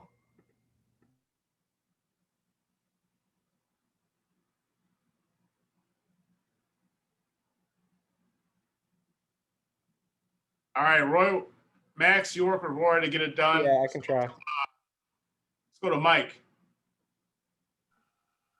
I was going to try my attempt at humor, but I decided I know there's some kids in the background, so I'm going to lower my hand. So you're going to have some disgusting humor, you're saying? Well, not disgusting, but maybe borderline. How about Dave? Got it. I'll give her earmuffs. Go ahead, David. Bottom left. You can unmute it. Go ahead. Can you hear me? Yes, sir. I can't see you though. All right. Yeah, it's because I'm driving and I had to have my wife unmuted. I've been running a lot of errands all night, just trying to stay on and listen to this thing. So it's been a hell of a day. My name is Dave Prieto, the president of Hemet, Local 2342 in SoCal. And, the brother from, I don't know where he's from, but the tones are going off in the background. He made a good point. Demographics are a real thing across this country as far as the per capita cost. And we had this discussion a couple days ago on our 10th district caucus, pre-convention caucus. This was a hot topic on these per capita increases. But, Frank Lima made a good point about it that, that in California, our state association has a pass-through on this.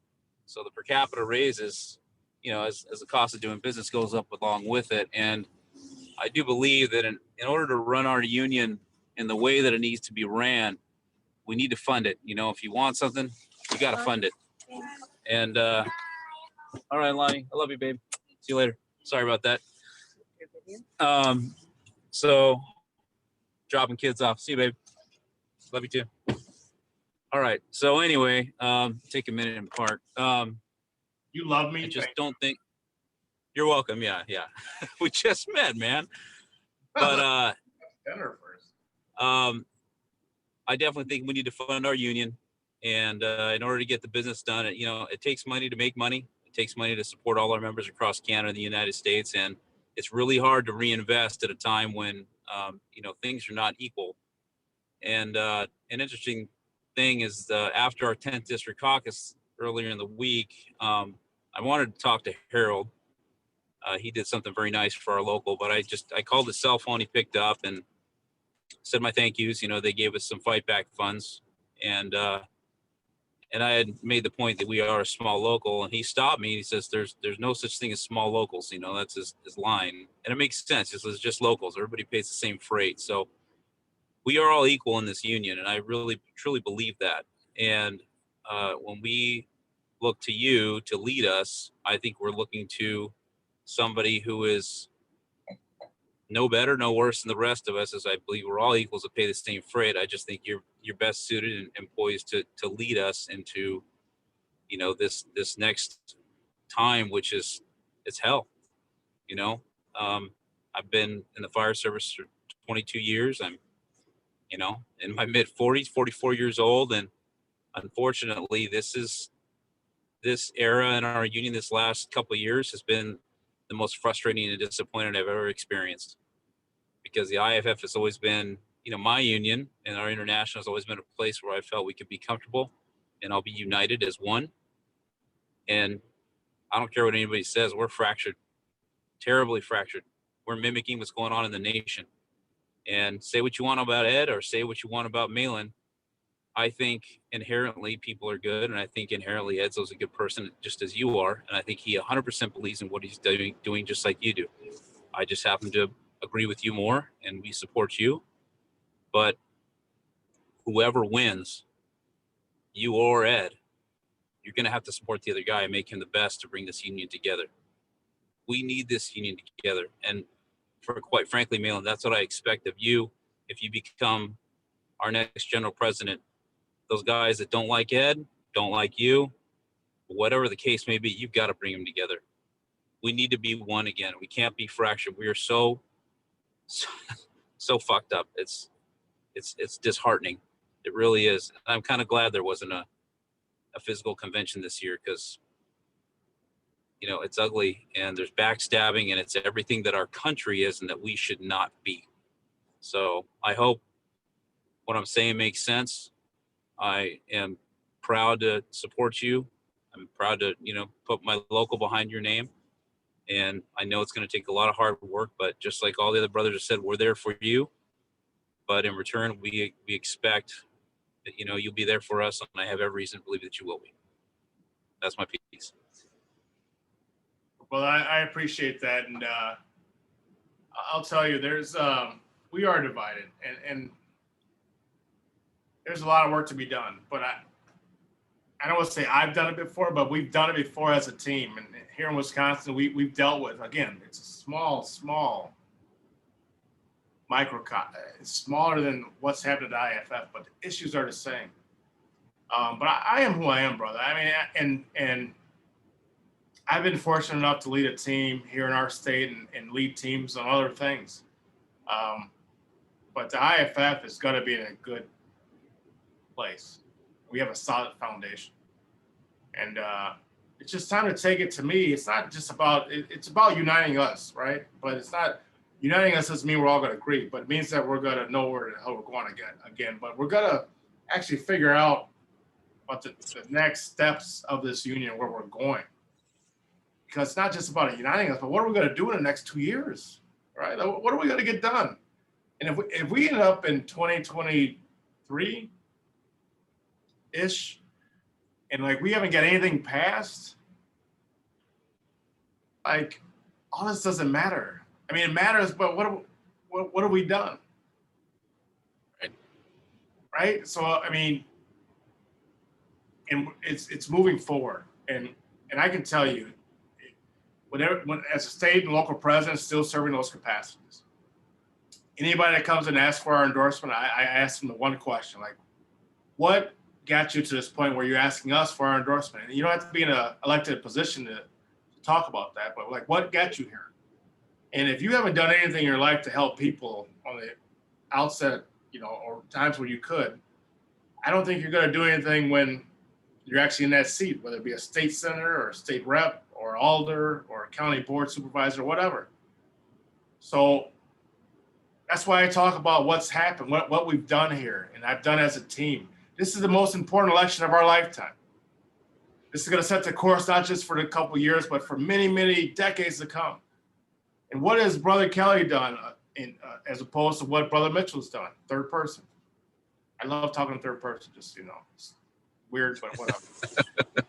What has Brother Mitchell done as opposed to what Ed Kelly's done?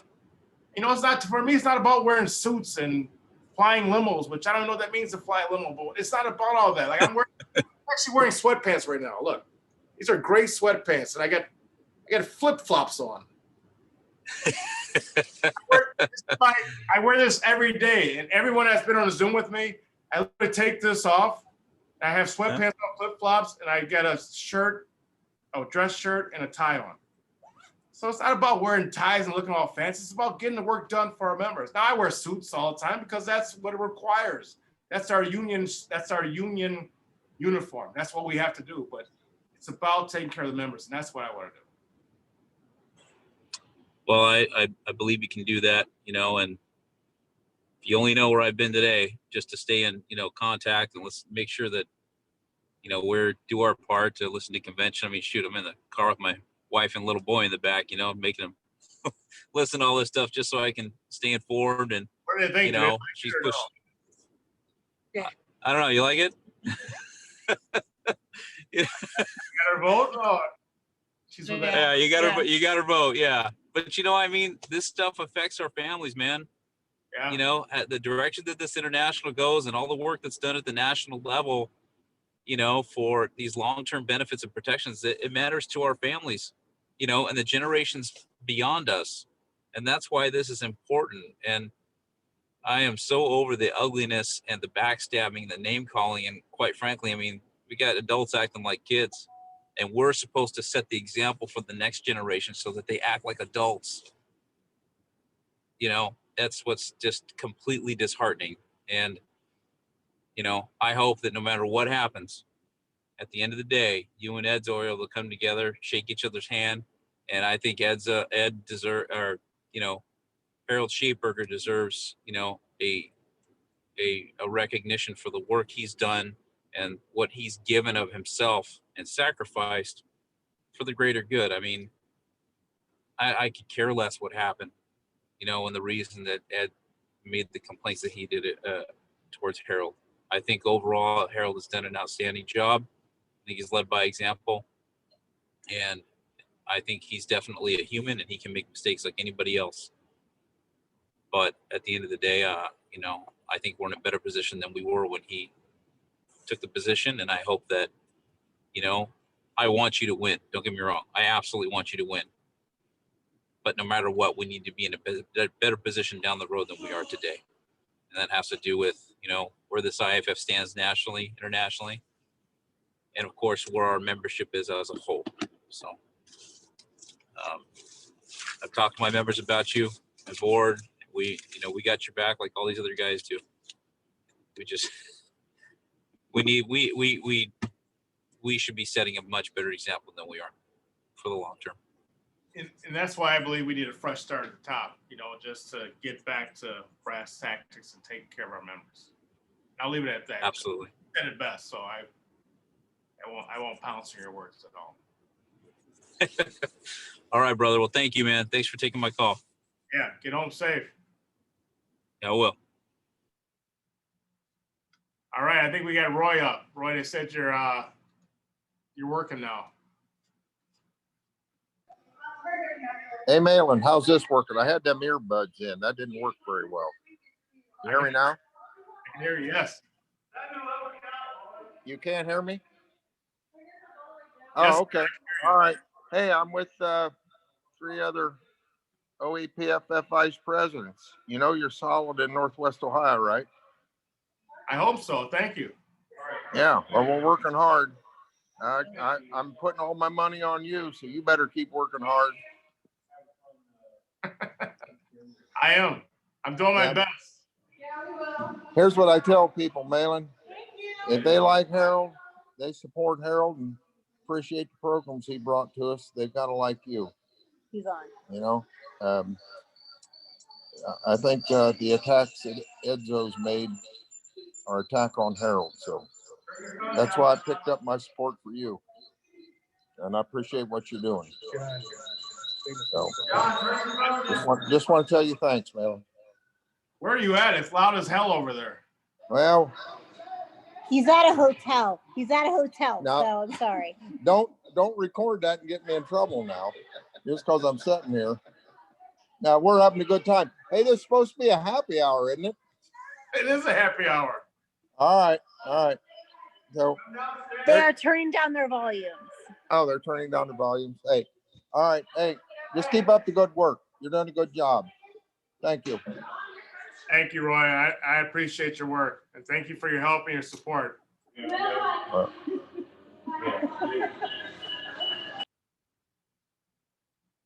Corey, go take care of Roy, would you?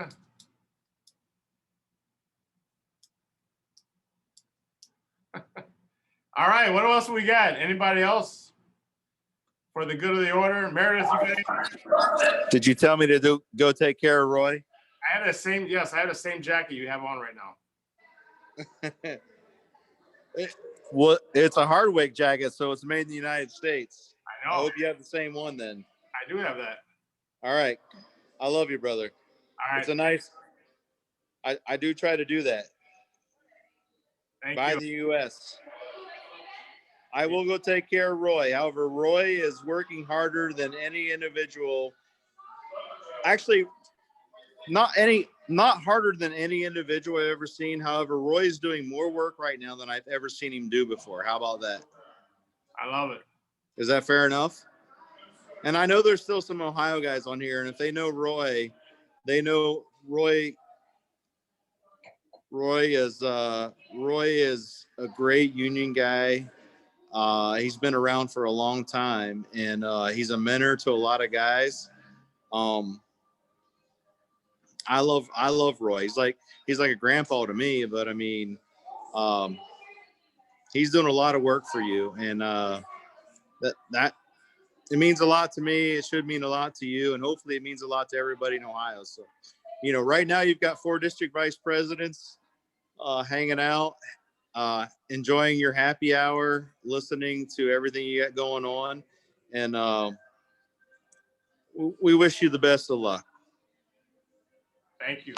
And I appreciate you guys' efforts. And more importantly, I would love to have you guys' votes, right? So I call on Meredith first. Meredith, you got anything? Not right now. Travis Although Booth. Go ahead. you just have our votes from Toledo. That's all I gotta say. That's right, Toledo endorsed. That's great. Thank you. Travis Boots. Hey, how's it going, brother? Thank you for taking the time again tonight and meeting with all of us. From Local 3586 here in West Des Moines, Iowa. Brother Mike Bryant kind of talked a little bit about it before, that the state of Iowa kind of followed the footsteps of the state of Wisconsin a few years ago. And I think one of the things that's really kind of impressed our membership with you is talking about getting the rights for everybody throughout the country. And you're talking about collective bargaining and making sure that all of our members throughout the entire IAFF have those opportunities. And I don't know, clearly you have a lot of support in this happy hour tonight, and we might be one of the few that are attending this evening that we're still undecided. And part of that is just Brother Kelly made a very nice impression when we hosted a state convention a couple years ago. But for anybody else that might be logged on right now, I sent out the YouTube videos that were provided by your campaign, brother, and from your town hall meetings and your videos where you kind of spoke to a lot of the issues that you wanted to address. And at least those videos made a pretty strong impact on a lot of our membership. And we're going to finish polling once the nominations are official from the convention floor. But if there is anybody else that is logged in tonight and still kind of undecided, it's been a pretty helpful tool for us. And again, we're just pretty impressed by a lot of the things that you have said and a lot of the things and ideas you talked about, and kind of talked about it before, that just because some people might have some things and we might not, we don't want to tear down those that do have things, and we want to fight to bring everybody up to that same level. So I just want to thank you for your time. And I see him out there, Brother Ryan Hintz. I think he was the first one to make contact and your support, and kind of opened our ears a little bit. So I wanted to thank him too for reaching out pretty early on, and for all of his help as well. Well, thank you, brother, for that. And we invited, just like all of our town halls. I mean, we've invited everyone, and I don't just talk to supporters. I don't want to just be a suck fest, quite frankly, of just like people that are supporting me. I want to hear from everybody. And we did a district town halls. People were surprised that I did a district town hall, districts 1, 3, and 4, which are East Coast districts. And we had some DVPs come over there, and they didn't ask our questions. They just tried to, in my opinion, and you can look on YouTube and make your own assumption, but they got on there and tried to make hay of our town hall, which is, it's fine. But I know those brothers, man, and I'll tell you what, at the end of the day, the IAFF will be better. I just know we need a leader right now. And this town hall that was sent out, I think we started with close to over 200. I think we had 253 people that registered. We had 200 plus when Charlie was on and everything else. And you count everyone, a lot of our people are actually congregating, so there's 20 or 30 folks there. So we had a lot of people on the line. We invited every delegate, whether they endorsed Brother Kelly or endorsed me, to talk about the issues. And as you can tell, I will stay around and talk with everyone about anything, anytime, and any issue until the last question is done. And I just think that's what we should expect from our next general president. We're in a different time. We're in a different time, a different place when it comes to our unions and where we're going forward. And we need a president that's gonna, be there for our members. Not that our current president hasn't, it's just been a different way, right? But we're in a different time now, and unions are under attack. And I'm always gonna be an open ear to you, whether you support me or not. If I'm elected to be your general president, I'll work my ass off for you. I don't care who you supported, because elections, that's all out the window. I'm your general president, I'm gonna work for you and every other member that's on this call and those that aren't on the call. So I think it's important that we are there with the membership, and not only are we having town halls and these happy hours and everything else, but we're actually open and honest, right? Having a town hall is great. If I cut you off in an hour, I take some questions that we fielded from the field already, and we look at them and then we decide what questions we want to take. I don't do that. I'll take any question, anytime, any place, in front of anybody. And that's what we should expect from our leaders. So thank you for getting on, brother. I'd love to have your support. I'd love to have your locals endorsement. And if I don't have it, I will work my ass off for you if I'm your general president, no matter what. And that's anybody on this call, and that's anybody within the IAFF. Great. Well, thanks again, Mahlon. Yes, sir. So are you going to support me or not? What the hell is going on over this? When we pull our membership, I think you've gotten mine, and I'm starting to make that push around. But I'm kidding, bro. You understand? I'm just kidding. Is there anything else for good of the order? It's like a union meeting. Mahlon, I got a question. Can you hear me? State your name, brother. Hey, this is Dave. I was just talking to you earlier. One question. Have you heard any response from Edzo on a debate? We talked about that a little bit earlier. We have not. We have, so I called Ed earlier about having a debate. Before we sent out any emails or anything, I actually called Ed about a debate. We got a bunch of rigmarole, so to speak, and we did not get a true answer. Since then, we put together a proposal and a plan to send him for us to have a debate, whether it be via Zoom. I would like us both to be in the same place. I want to do it at E18, which are the studios in DC. But right. No, we're not gonna. He does not want to debate me for some reason. Well, that's unfortunate. But thanks for answering my question. Appreciate you. Yeah. All right. I think we're good. Thank you, everybody, for joining us. I don't know if Taylor's still on. Taylor, you have anything, closing comments or anything? Sure. Yeah. Thanks a ton, guys, for hopping on. I'll throw my email here in the chat again. If you're a supporter of Mahlon's and you want to get involved in our organizing system, we make phone calls out to a bunch of different locals and we can get you all linked into that. You don't necessarily have to be a part of that. If you have, like Mahlon was kind of touching upon earlier, I know a lot of you have individual networks or folks that you're friends with in your state or your region. If you know those guys, just go ahead and give them a call. You definitely don't need our permission to call anyone and talk, say good things about Mahlon. So we'd really appreciate that. And that actually makes it easier on us. But if you do want to get involved in the program or get involved in other aspects of the campaign, please let me know. Max just threw my email in there. Shoot it over and I'd be happy to get you linked in. Additionally, just keep in mind that while convention ends this week, ballots won't be going out until next week. And then ballots aren't due until roughly the end of the month.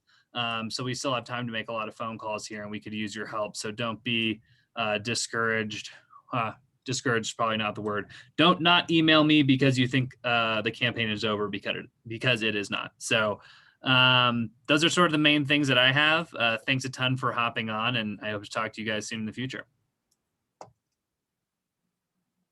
Thanks, Taylor and Bill and Max. Some of my team is actually here in town now. So Bill's actually sitting William Dempsey is actually sitting in my office right now in my chair, but we have a great team to get this thing done. We're going to move it and push the needle forward. And we have great momentum right now. So those of you that like Brother Travis and others that have not endorsed yet, we don't have to have your endorsement. I mean, I'd love to have it. I'd love to put it on our social media platforms, but I can tell you there's plenty of locals in New York and Connecticut and even Massachusetts and other places that have said, Rhode Island have said, you know what, we don't want to go out there for you because the fallout, and I get it, but you have our votes. And we obviously have not disclosed those. So just realize that this is a time. It's a time to move our union forward. So thank you all. Thank you for joining us. We're looking at possibly doing something else, not this week, but Monday, another town hall. If you want to be on that, please do. It will not be won't be a happy hour. We'll do a true town hall where we actually just sit and talk about the issues and also about the resolutions that passed or didn't pass or were adopted. and rejected at our convention. So kind of a convention wrap up on Monday. So I'd love to have you there too, and we can talk about our issues. That's what this is about. So thank you all. Stay safe out there. I will see you all tomorrow virtually. And you need anything from me, Max will put my number back into the chat, like within like 1, 2, 3. There it is. So you need anything, give me a holler. Seriously, that's my personal cell number. Shoot me a text. Max has 2 seconds instead of 3. But thank you all for joining, and we'll see you virtually. Jesse, I like your backdrop, Jesse Techmiller. Thanks, Mahlon. Yeah, see you guys. Take care.